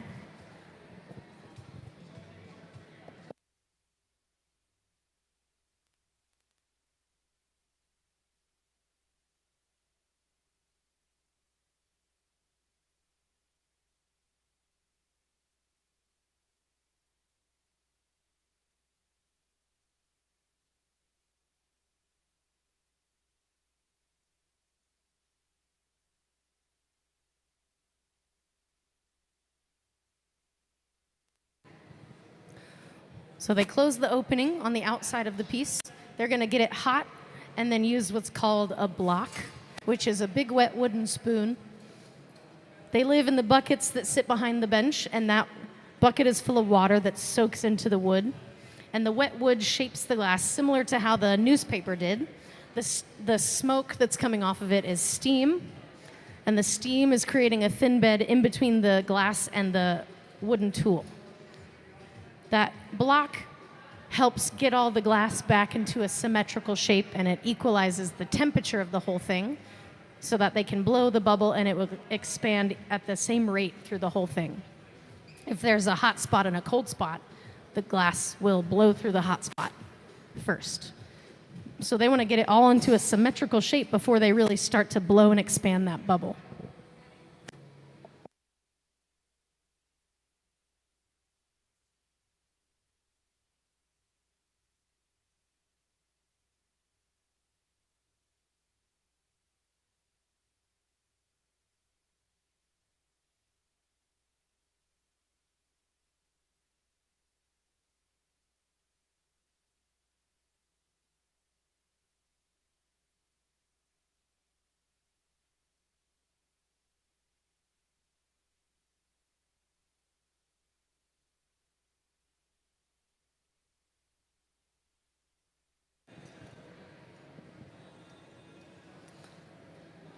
So for this residency, the Hilltop program will be here today through Sunday.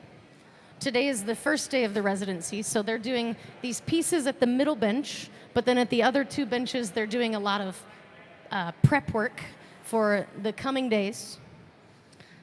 They've got to make a couple of things in preparation for what they're going to create tomorrow, Friday, Saturday, and Sunday. So we're utilizing all 3 of the benches to make as many things as we can today so that they have more material to work with in the next couple days.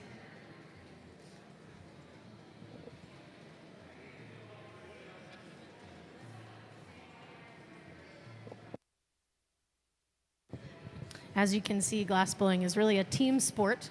There's a lot of communication going on the floor, discussing what we're going to do next and how they're going to do it. We've also got these torches right here to do what's called flame working. Instead of getting glass out of the furnace, which Trent is doing right now over there, scooping it out the same way you'd get honey out of a jar, instead of using the glass out of the furnace, they can use these torches to make very small things. So they're going to use that to help them with some prep work, getting things ready for the final project.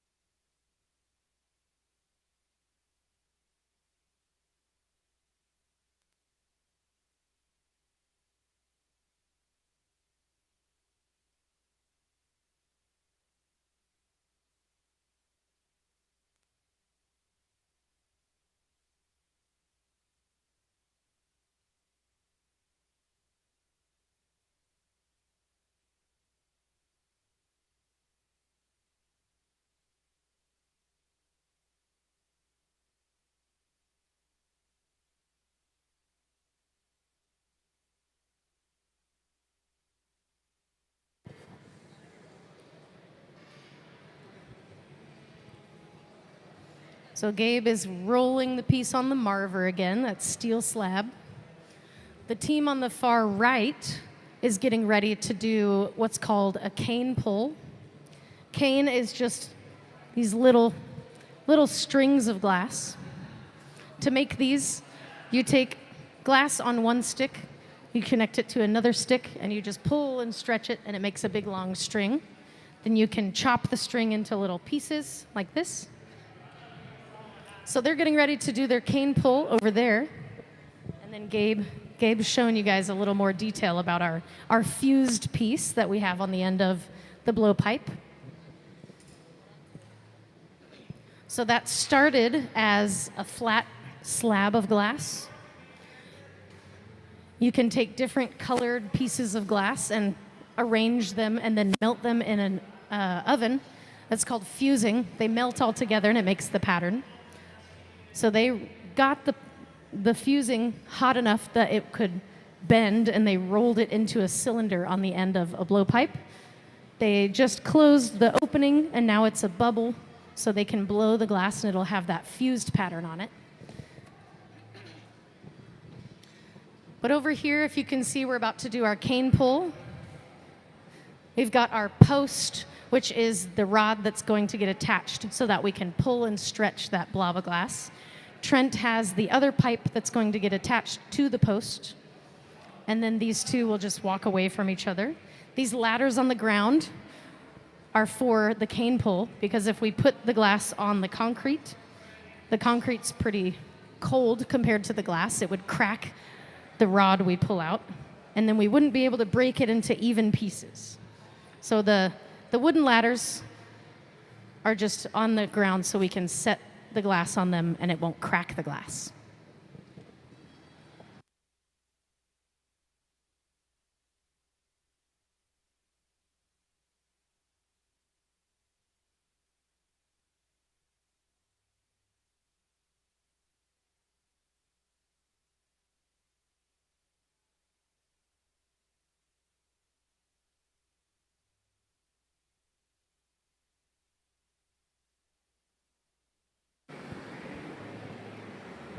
So here at the center bench, they're about to do another roll-up of some separate pieces that were also fused and cut.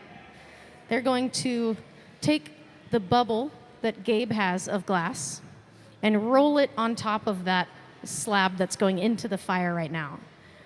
The heat will stick the two bits of glass together. Hot glass sticks to hot glass. So he's going to roll that over that slab, and it will pick up the pieces of glass that are sitting on it, and that will make a pattern on the piece. So they're getting ready to do that. And we're also doing our cane pull over here right now. So we've got our two separate rods. We're just going to pull them apart and walk as far away from each other as they can. But here's the roll up. If you look at the screen, you can see how it's going to stick. And now those pieces are part of the bubble. Yeah, lots of exciting stuff happening all at the same time right now. When glass is hot, it's stretchy like taffy. So they are literally just pulling and stretching it apart until it gets too cold and can't stretch anymore. All the colors in glass look orange and reddish when they're hot, but as this strip of glass cools, you'll be able to see what color it actually is. While they're pulling this cane, Gabe is over there sealing in those pieces we just rolled up to get them to be flush to the surface.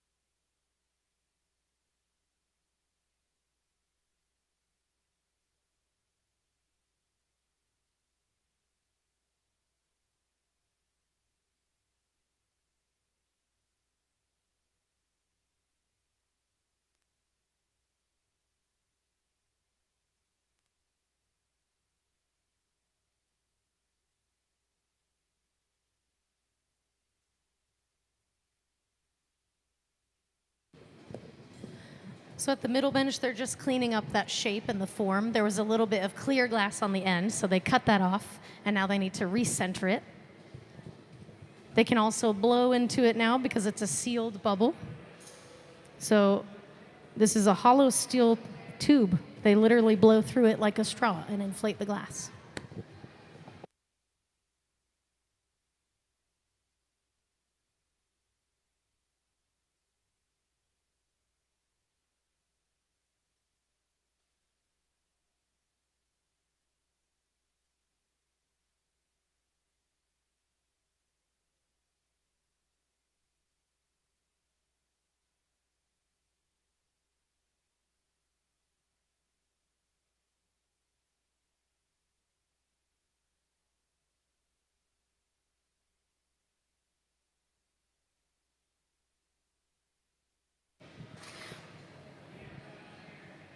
So for anyone that's joined us recently, I'll do a quick recap about what's going on in the shop today, because there is a lot happening.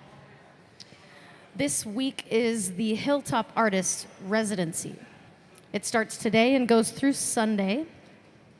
This year marks the museum's 14th year collaborating and supporting Hilltop's artists through a residency to design and fabricate centerpieces that supports Hilltop's Better Future Luncheon fundraiser. This year's residency will feature 5 different artworks designed and created by the Hilltop students, one for each day of our residency. The intention is to shift the residency format from a production opportunity to a chance for students to dive into the artistic side of the hot shop experience. So the Hilltop Artists is a youth development arts nonprofit in Tacoma, Washington, operating deeply impactful programs since 1994, with broad community support and a track record of success. Hilltops serves over 650 students a year, ages 12 through 26, with its programming. They provide tuition-free glass instruction, membership, and collaborative leadership opportunities. This is anti-racist work guided by justice, diversity, equity, and inclusion, with an understanding of trauma-informed care and social and emotional learning. Hilltop Artist is a dedication to its mission, which is using glass art to connect young people from diverse cultural and economic backgrounds to better futures. All the pieces that are created during this residency will be available for purchase during the Hilltop Artist Better Futures Luncheon that's on October 6th. They're making these pieces so that they can sell them and raise money for the Hilltop program. If you want more information about Hilltop Artists, I also have pamphlets and brochures and things down here if you want to learn more.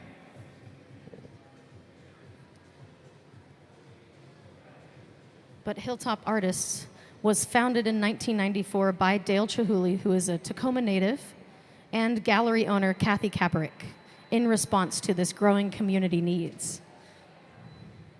For more than 30 years, Hilltop Artists has served as a creative refuge and opportunity space for youth aged 12 through 26. Hilltop believes that access to creative education, mentorship, and wraparound support can open pathways to personal and professional success. So we've got a big group of our Hilltop Artists students here in the hot shop working with the glass blowing team at the Museum of Glass to make all these pieces. At the center bench, we're making one of the centerpieces that will be sold at the luncheon fundraiser.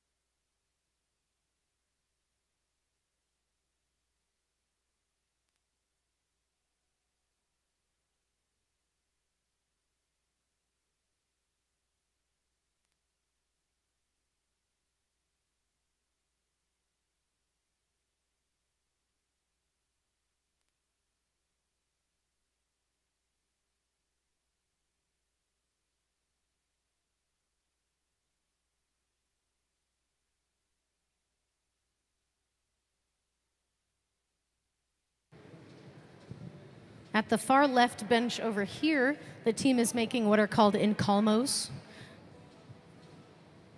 They're going to be pieces for later centerpieces that they're going to make in later days for this residency. So they're making parts and pieces for future things that they're going to make other days on the side benches, and then in the middle bench, we're making the centerpiece. So Gabe is getting more clear glass to encase all of the things that are on that bubble right now. Clear glass sits in the furnace at 2,200 degrees Fahrenheit, so it is a liquid molten material at that temperature. Gabe was using that temperature to help him get all the excess clear glass off of the piece, and all of that excess clear glass can be put back in the furnace and reused. Right now, Gabe is using the pipe cooler, which is a water trough that cools the metal pipe so you can hold it up higher. That makes it to where he can hold onto the pipe pretty close to the glass. That gives him better leverage and more control. And now he's using that block, the wet wooden spoon, again, just to equalize all the glass and make sure that that fresh coat of clear glass they just added is evenly distributed over the whole thing. There is still a bubble inside of this piece. We just haven't blown it up very big yet. So once they have all the glass on there that they need, they'll start to blow that bubble. The pipe is just like a long steel tube, basically a big straw. The mouthpiece is on the other end of the pipe, so while they're shaping the glass, someone else will blow into the pipe to inflate the glass at the same time. There's a lot of communication going on.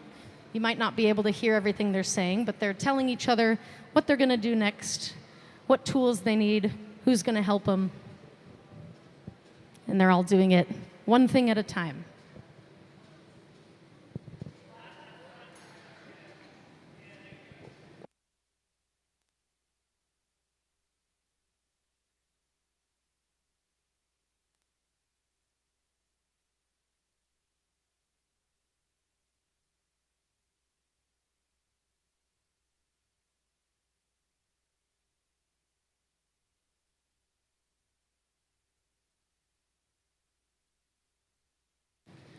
Gravity is a tool for glass blowing.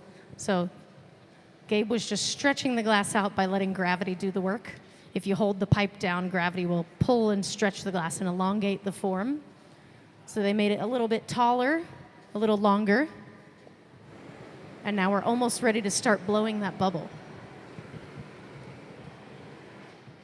But just like earlier, they need to have a way to get the piece off of the pipe. So they're going to heat it up and carve in a score mark on the glass right off the head of the pipe. So that's what they're working towards right now.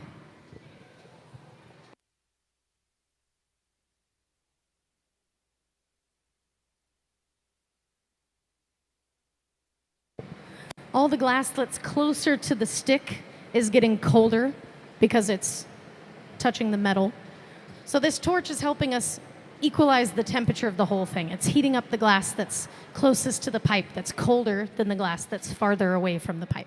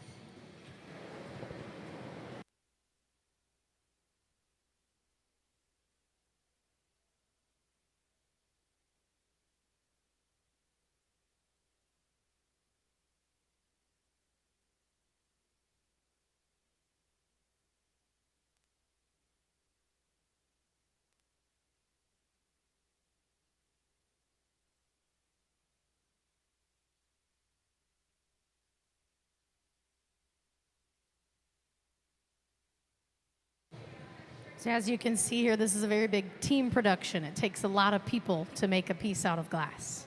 And everybody's got their own job that they're doing. There's always one glass artist that is the lead glass artist, and that's Gabe. Gabe is the one sitting at the bench with the piece right now. He's one of the full-time employees here at the Museum of Glass. So he is helping the Hilltop program students make their piece. Right now, he is squeezing in that jack line, the restriction line that's going to help us get the piece off the pipe later. That's the score mark we're going to get it off there with. He's using a tool called the jacks, so it's the jack line. When glass is hot and molten enough, you can squeeze into it and carve that line with the jacks. And now we have a way to get the piece off the pipe.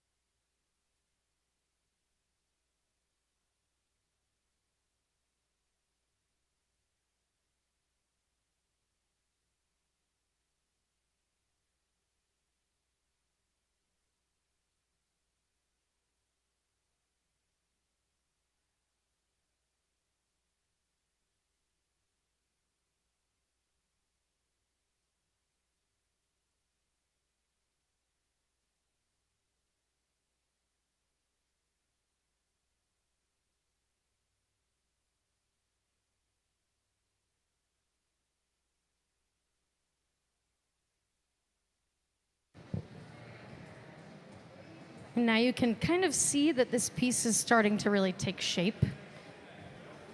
Gabe is rolling the piece on the marver, which is shaping and cooling it. He's pointing that up a little bit. The marver is just a slab of steel there. It's a glass blowing tool. Because it's so hot, you can't really touch it with your hands. You got to use other tools.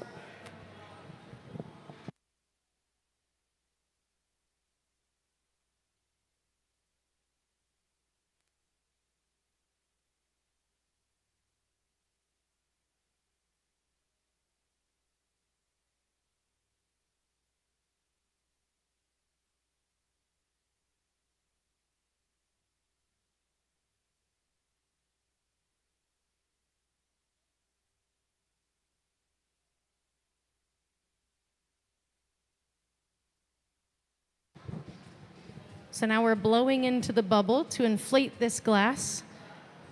Gabe is controlling which part of the glass is hottest so that it inflates where he wants it to. The colder it gets, the harder it is to blow the glass, but when it's really hot, it's like blowing soap bubbles. You don't really need a lot of lung power to be a glass artist. It's all about the temperature and the timing. You can see that pattern that we added to this piece is really coming out. Starting to take shape.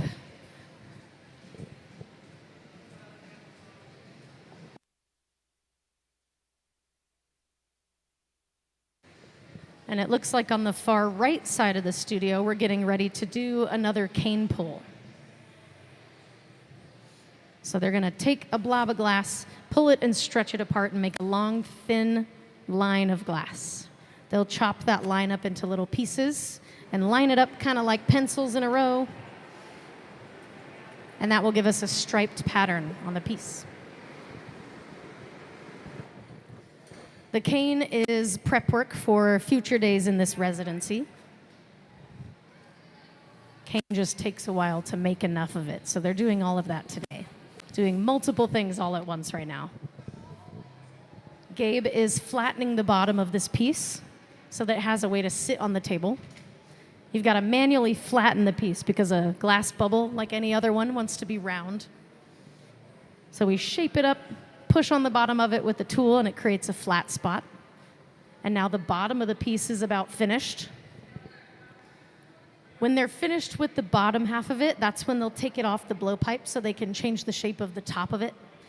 The top is what's holding it onto the blowpipe, so they can't do much to that right now. They're mostly focusing on the bottom of the piece, and they'll work on the top once the bottom is done.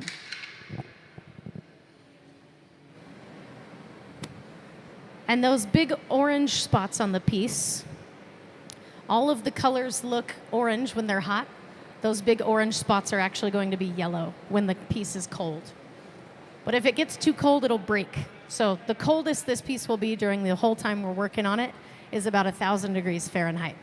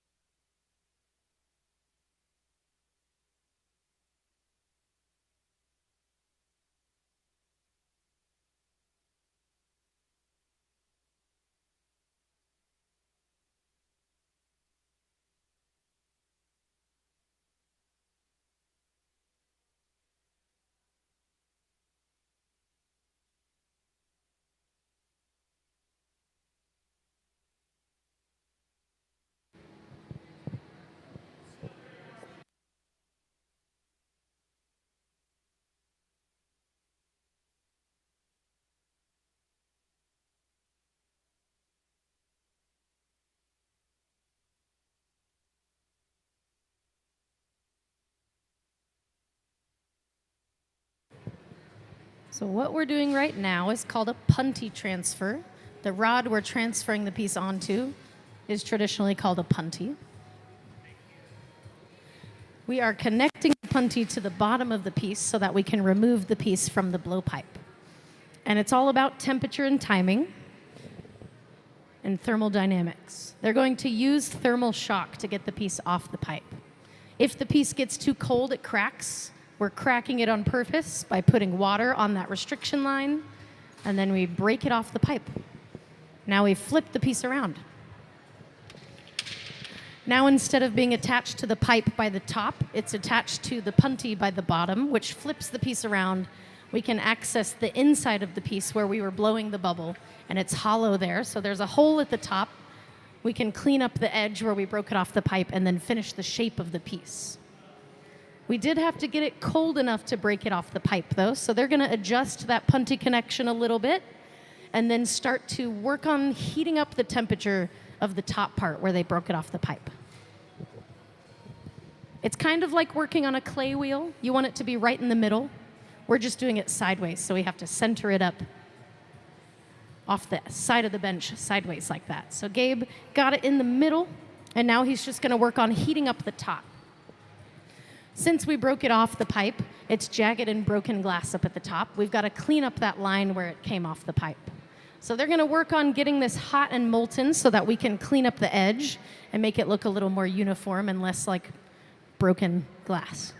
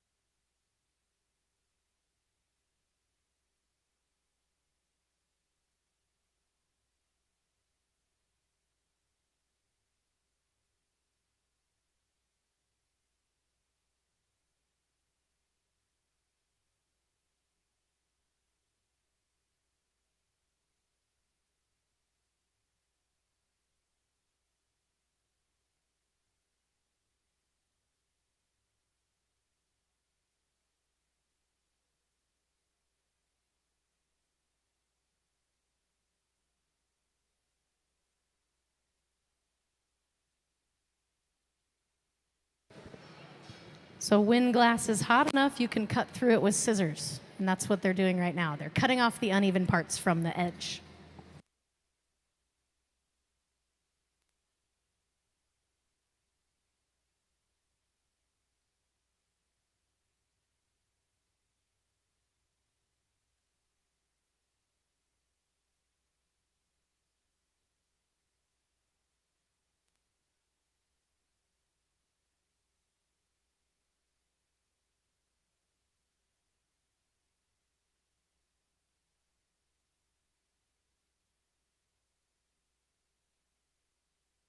So now that they've trimmed off the excess glass from the edge, it's nice and straight at the top. It'll look a little bit more uniform when they open up the piece. So Gabe is going to take the jacks, and instead of squeezing glass in between those two metal blades, he's going to put the metal blades in the opening of the piece. If you change the angle and the pressure that you use that tool with, you can change the shape of the glass. And that will probably make more sense when you see him do it. But they're getting the glass nice and hot so he can put those blades in the opening and change that shape. He's got an assistant using a drywood paddle to help keep it nice and straight as he changes that shape. The drywood paddle is a nice insulated tool that's not as aggressive on the glass as the metal would be. If the glass is getting cold and you touch a metal tool to the cold glass, it would break the piece. So the wooden paddles make it a little less risky to do what they're doing, to shape the edge of that piece. That the lip, the top, is really thin, so they don't want to break that with a metal tool.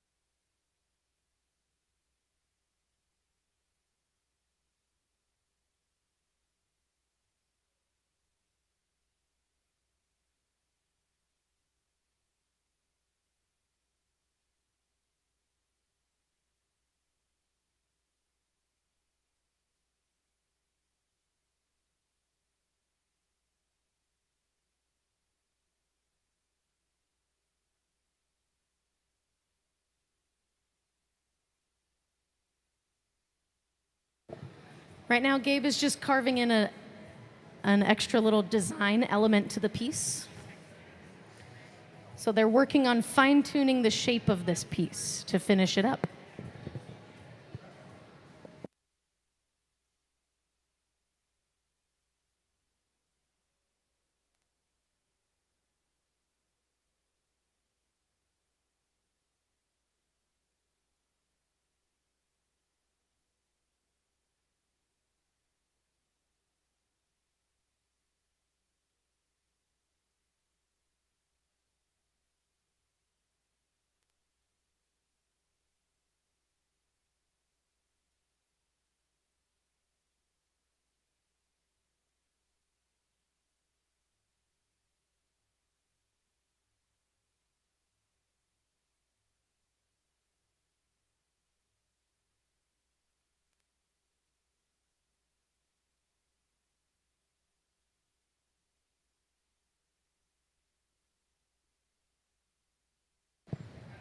Well, for people that just joined us, I'll go ahead and give you a quick overview of what is happening in here today.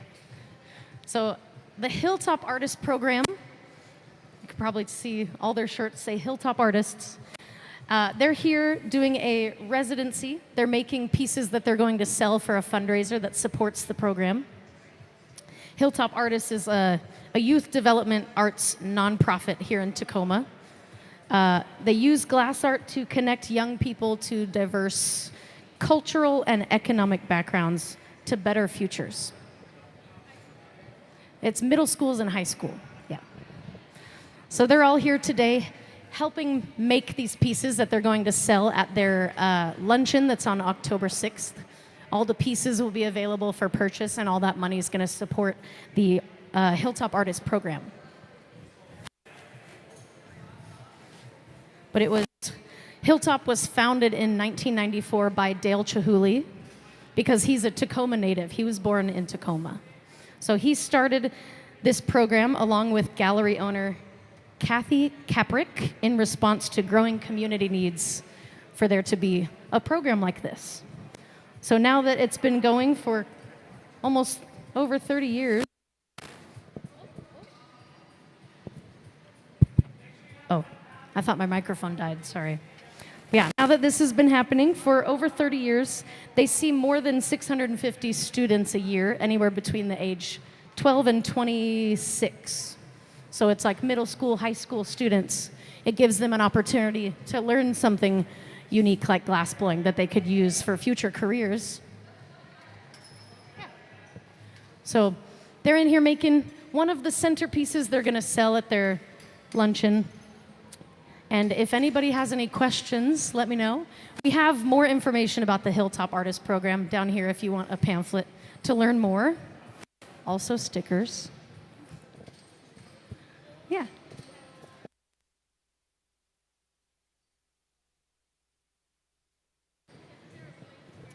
Dale Chihuly also founded the Pilchuck Glass School, which is north of Seattle, in Stanwood, Washington. So it's a glassblowing school that's in the middle of a tree farm in Stanwood, Washington. He founded that in 1971. So if you've never blown glass and you want to learn how, you can go to Pilchuck Glass School and take a class and learn how to blow glass. Yeah, they have beginner classes. They also have really advanced classes. They have glassblowers from all over the world teach classes at Pilchuck. So glassblowers from all over the world go to Pilchuck to learn, and they can go to Pilchuck to teach. Yeah, Dale Chihuly founded that, and he also founded Hilltop Artists in 1994.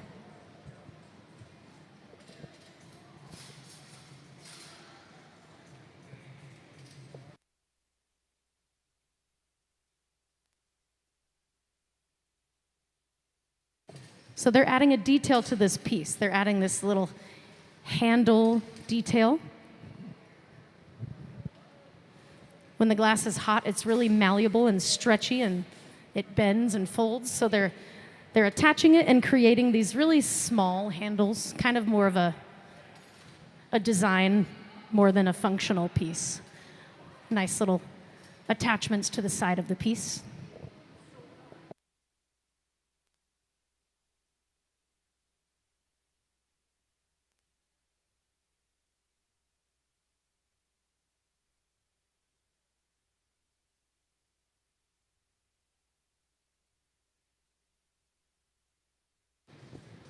And if you don't have a very good view of what's going on down here, we also have the camera up there that shows you a better angle if you can't see it. We also have a live stream here at the Museum of Glass. Anytime there's anybody in the studio making something, the live stream is going, and what's showing up there is what they're seeing on the live stream. You can go to the museum website, museumofglass.org, and it's under the Hot Shop tab. Or you can just go to YouTube and search Museum of Glass, and they'll have their live stream up there. If you ever want to see what's going on in here, but you can't physically make it to the cone, you can always tune into the live stream and check it out.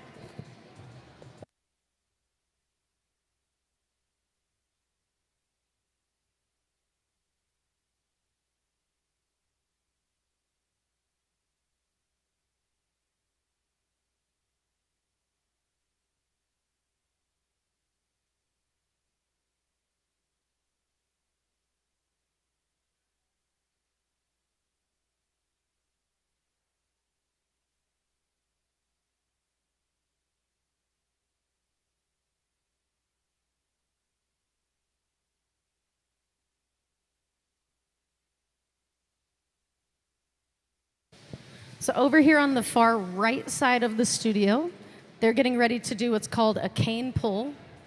So they need to make more of these sticks of glass. They're going to pull and stretch the glass out to make a really long, thin rod, and then they can chop it into these little pieces, and that will be added to a piece later to make stripes and different patterns.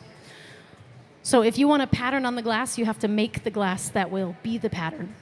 So they're going to pull some more cane. It's called pulling cane because you literally pull and stretch the glass away from itself. When glass is hot, it's stretchy like taffy. So they're just going to stretch it out. And as it gets thinner, it gets colder. So they're just going to stretch it out until they can't anymore. And that's what you get. So we've got our post over there. Trent is on the far right side of the studio. He's getting the glass ready to attach to the post so that they can pull and stretch it apart. All the glass that's going to get stretched as the cane is on the end of that stick, nice and hot. Hot glass sticks to hot glass, so that will get attached to the post. Trent will hand one of those pipes to his assistant, and then they'll just walk away from each other and stretch it out into a long, thin rod of glass. It's a pretty cool thing to see. Glass is stretchy when it's hot.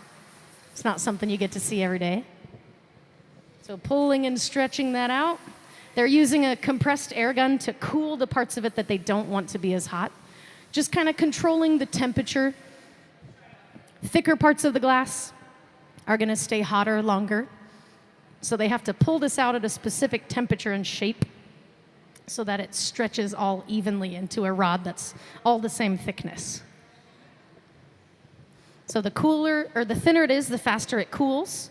We got a big glob of glass right on the end of the post, and Trent is just pulling it and stretching it a little bit at a time, one step at a time. You can see the hottest part of the glass is that thick part, and as it gets colder, it looks more like the color it's supposed to be.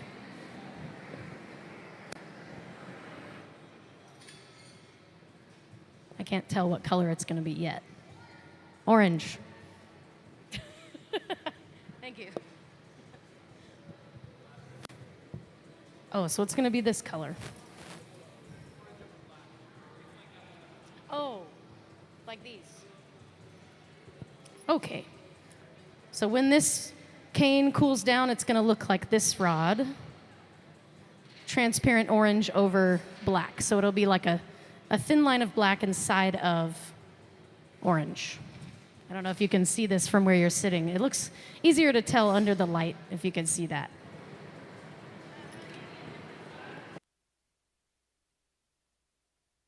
Oh yeah, that's a good question.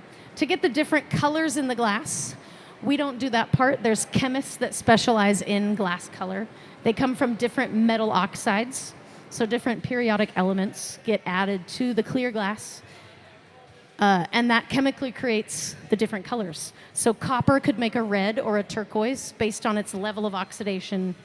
Cobalt will make a cobalt blue. Manganese will make purple. And we buy the color from the store. The glass color and supply store sells us all this stuff that the chemists make. And we make things out of the colored glass. So you can buy it in different forms. Depending on what you want to make, you can buy the glass color in different forms.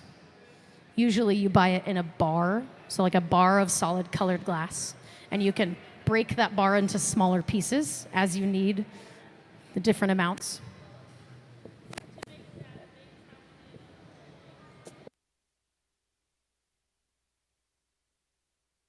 So this one, the piece we're making, we didn't use the cane for this one. They used fused glass. They did what's called a fused roll-up.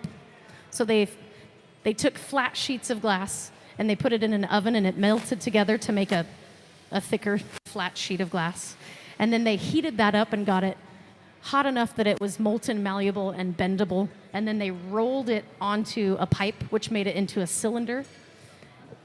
And now they closed that cylinder, blew a bubble, shaped it, and now they're putting handles on it. So there's different ways you can apply the color. Fused roll-ups, cane, marini, frit, all different forms of the color.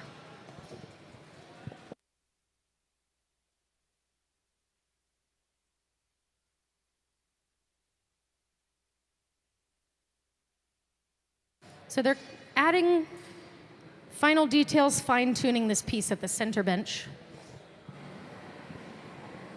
Once it's finished, they need to take it off of the rod and put it into these big black boxes over here on the far right of the studio. It's underneath the walkway. This big black box is called an annealing oven.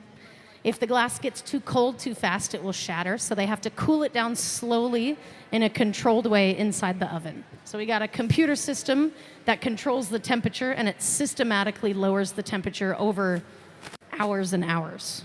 So the part of glass blowing that takes the longest is that annealing process. If it gets too cold too fast, it will break. So they have to load it into the oven at about 1,000 degrees and then slowly cool it down from 1,000 degrees until it's cold enough that we can touch it. And that takes a while. So once the piece is done, it'll go into the box. That's where everything we made this morning is inside that box over there. It's sitting in there at about 1,000 degrees. So at the end of the day, they'll start that program that lowers the temperature. Right now, it's just resting at that temperature, holding all the finished pieces while we make more and add them to the box.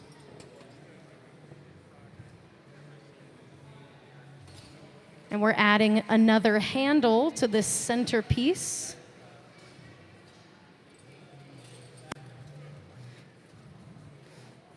That's another example of how when the glass is hot, it's really stretchy. They stuck it on there, pulled it really thin, and then folded it over itself one piece at a time and make little design on there. Yeah. Yeah. Those are just for fun. When the glass is hot and molten, you can pull and stretch on it, so they just make a little sculpture with some tweezers. They just pull its head out and its hair and its legs. They make those really fast. If it gets too cold, you can't make it. Its legs are just gonna like. It's a pretty cool trick. Pretty cool skill to have.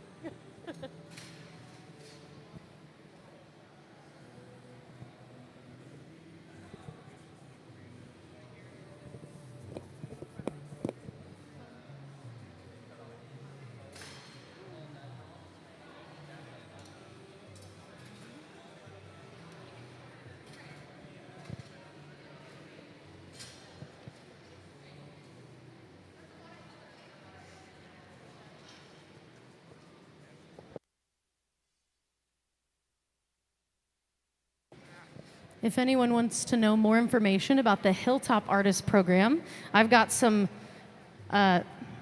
pamphlets and brochures up here at the MC area. We also have a video that we can play about Hilltop Artists. If we could get that up on the screen. Hi, I'm Zane Scott. I am a programs manager at Hilltop Artists, and I am born and raised in Tacoma, Washington. I'm Katie. I'm from Tacoma, and I've been in the Hilltop Artists program for 2 years now. We're here at the Museum of Glass for our annual Hilltop Artists residency. We're making centerpieces for our Better Futures Luncheon, which is our big fundraiser for the year. This year is a little special. It's Hilltop's 30th anniversary, so we're making mica bottles to commemorate the original Hilltop crew making bottles, and hopefully the mica sparkles will make them a little bit special. I really like the design this year. The bottles are super like elegant, and there's a lot of variation in the shapes. It's really fun. It's like a great way to meet a lot of people. We all have a great time when we're working. So the program has helped a lot of kids over the years kind of find an outlet for themselves. It's great to, even if you're not like wanting to be a glassblower in life, it's great because it teaches you all like life skills that you're gonna need. It's really rewarding. I see myself in all the students, so going back and trying to give them all the pointers that I felt like really helped me grow up and become more mature and responsible and confident. Being with so many like instructors and so many kids that are like, they're in the same place as you, they're just trying to learn new things. It's a super nice way to grow. Katie has been a great student, spent the last year on the flameworking side of production, and has now switched over to the glass blowing side for this year, and is already exceeding, is one of like a great student, super kind, super helpful. Yeah, it's super comforting to know that if this is the path I want to take in life, that there's a good transition between that. Yeah, working with the museum has been, I would say, almost life-changing. It's working with them is seeing the best of the best and seeing how it's done, and seeing it like local too is really cool. As for a local kid to see that like you have some of the best in your neighborhood, your backyard, to go check out and learn from, and they're all so cool and kind, and I've learned so much as a glassblower and a person, and I also think the team learns from the students, and they keep them young, and it's just a fun learning experience for everyone. You can do a lot. Like, there's a lot that you can do here, and just So believe let's in give the yourself, team a and big hand for this you'll be finished all right. piece. Into the box. It's going to cool down slowly in there.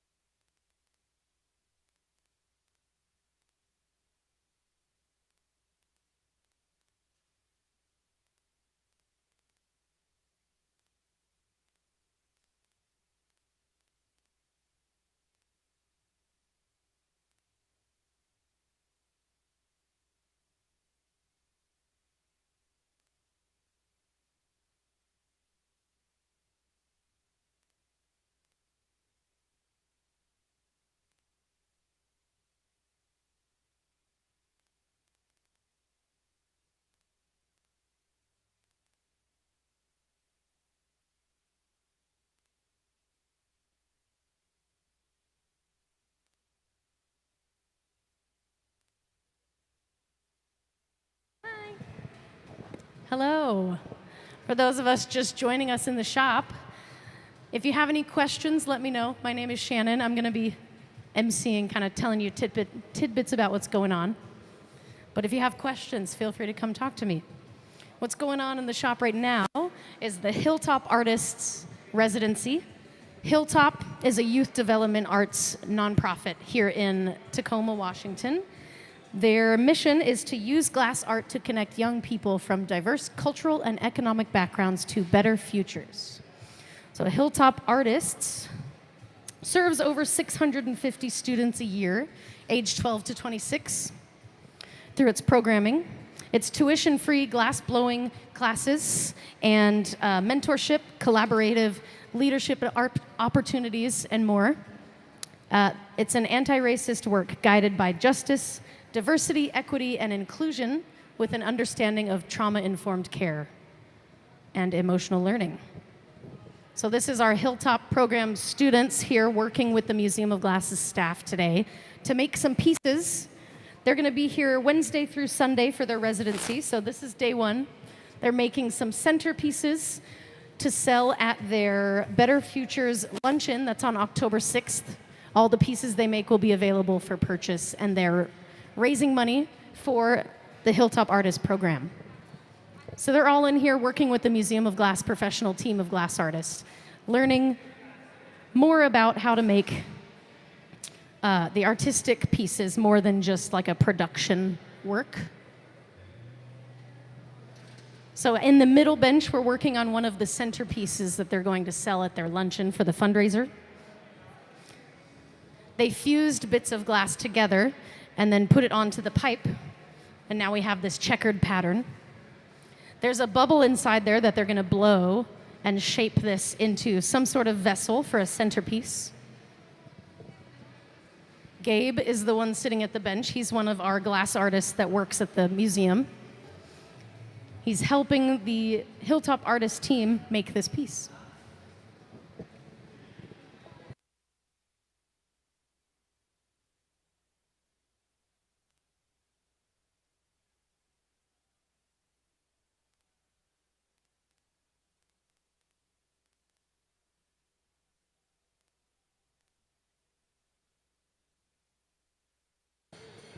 So the glass we're working with today is anywhere between 1,000 and 2,000 degrees Fahrenheit. If it gets much colder than 1,000 degrees, then it will break. So we're working at really high temperatures. That's why it all looks orange. The checkered pattern on here is black and white, but it looks a bit orange because of how hot the glass is.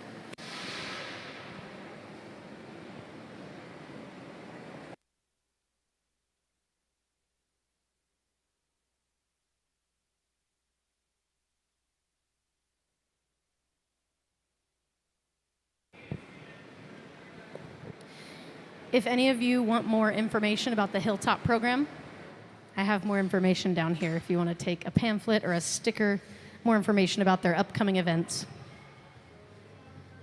Yeah, just let me know.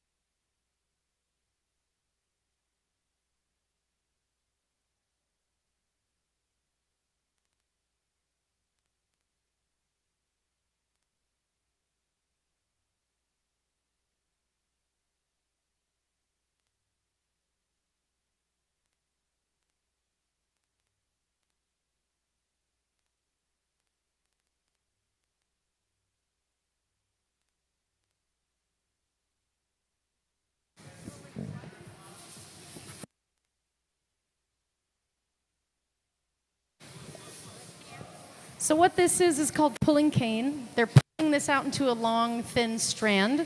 They can chop it up later and use the little strands as design elements for pieces. So if you want stripes on your piece, you have to make stripes out of glass and then add them to your piece. So this is prep work for the next piece that we're going to make tomorrow.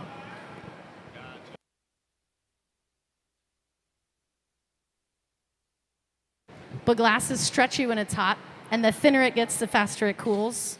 So they're pulling and stretching this until it gets so cold that they can't stretch it anymore. And then they'll have a long, thin string of white glass.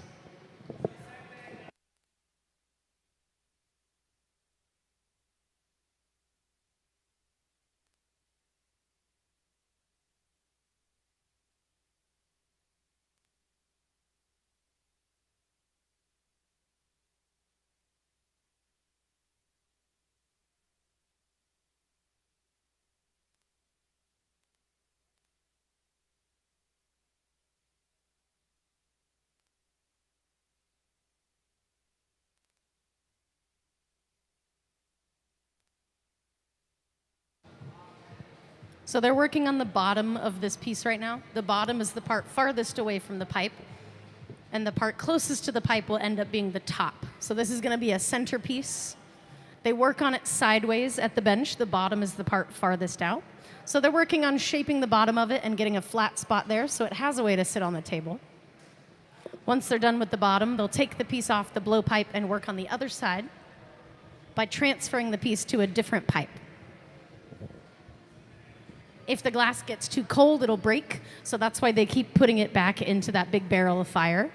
We got to keep it to at least 1,000 degrees Fahrenheit. Too much colder than that, and the piece will start to crack from thermal shock.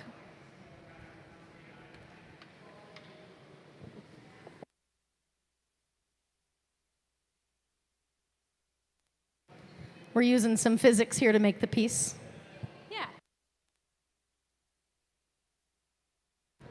Yeah, to cool the piece, it has to go into these big boxes. So we got a couple of them.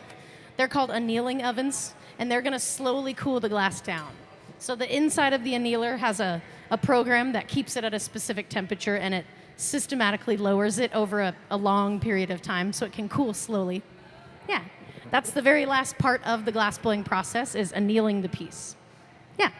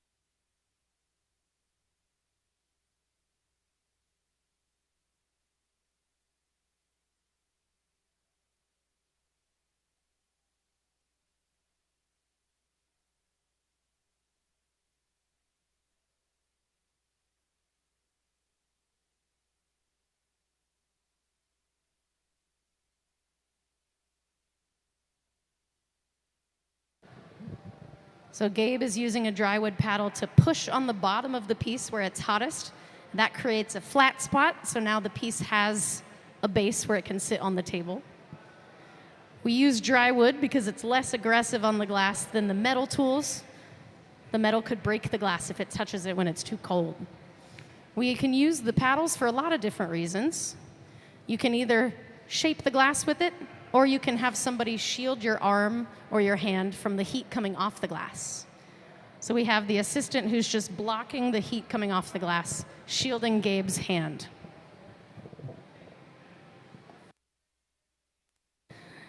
And right now, Gabe is using the fluffy torch because the part of the glass closest to the pipe gets colder than the glass farther away from the pipe. So this torch just helps keep that part hot enough that it doesn't crack or break.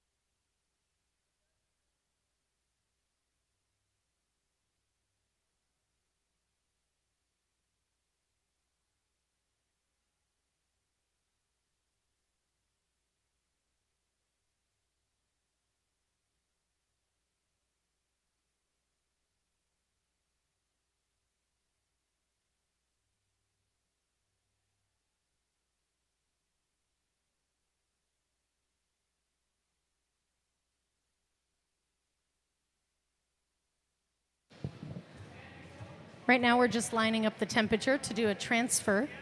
We're done with the bottom. We want to work on the top. So we have to break the piece off the pipe to access the top. Before we break it off the pipe, we need to connect it to a different rod. This rod is called the punty.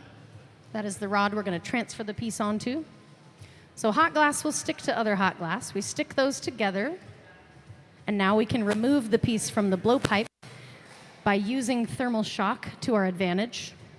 If the glass gets too cold, it will crack, and that's thermal shock. So we're going to purposefully get the glass really cold at the top where it's connected to the pipe. That will crack it, and then we can break it the rest of the way just by hitting the pipe. So this part, temperature and timing, is really important. They're lining up that temperature and timing so that this is successful.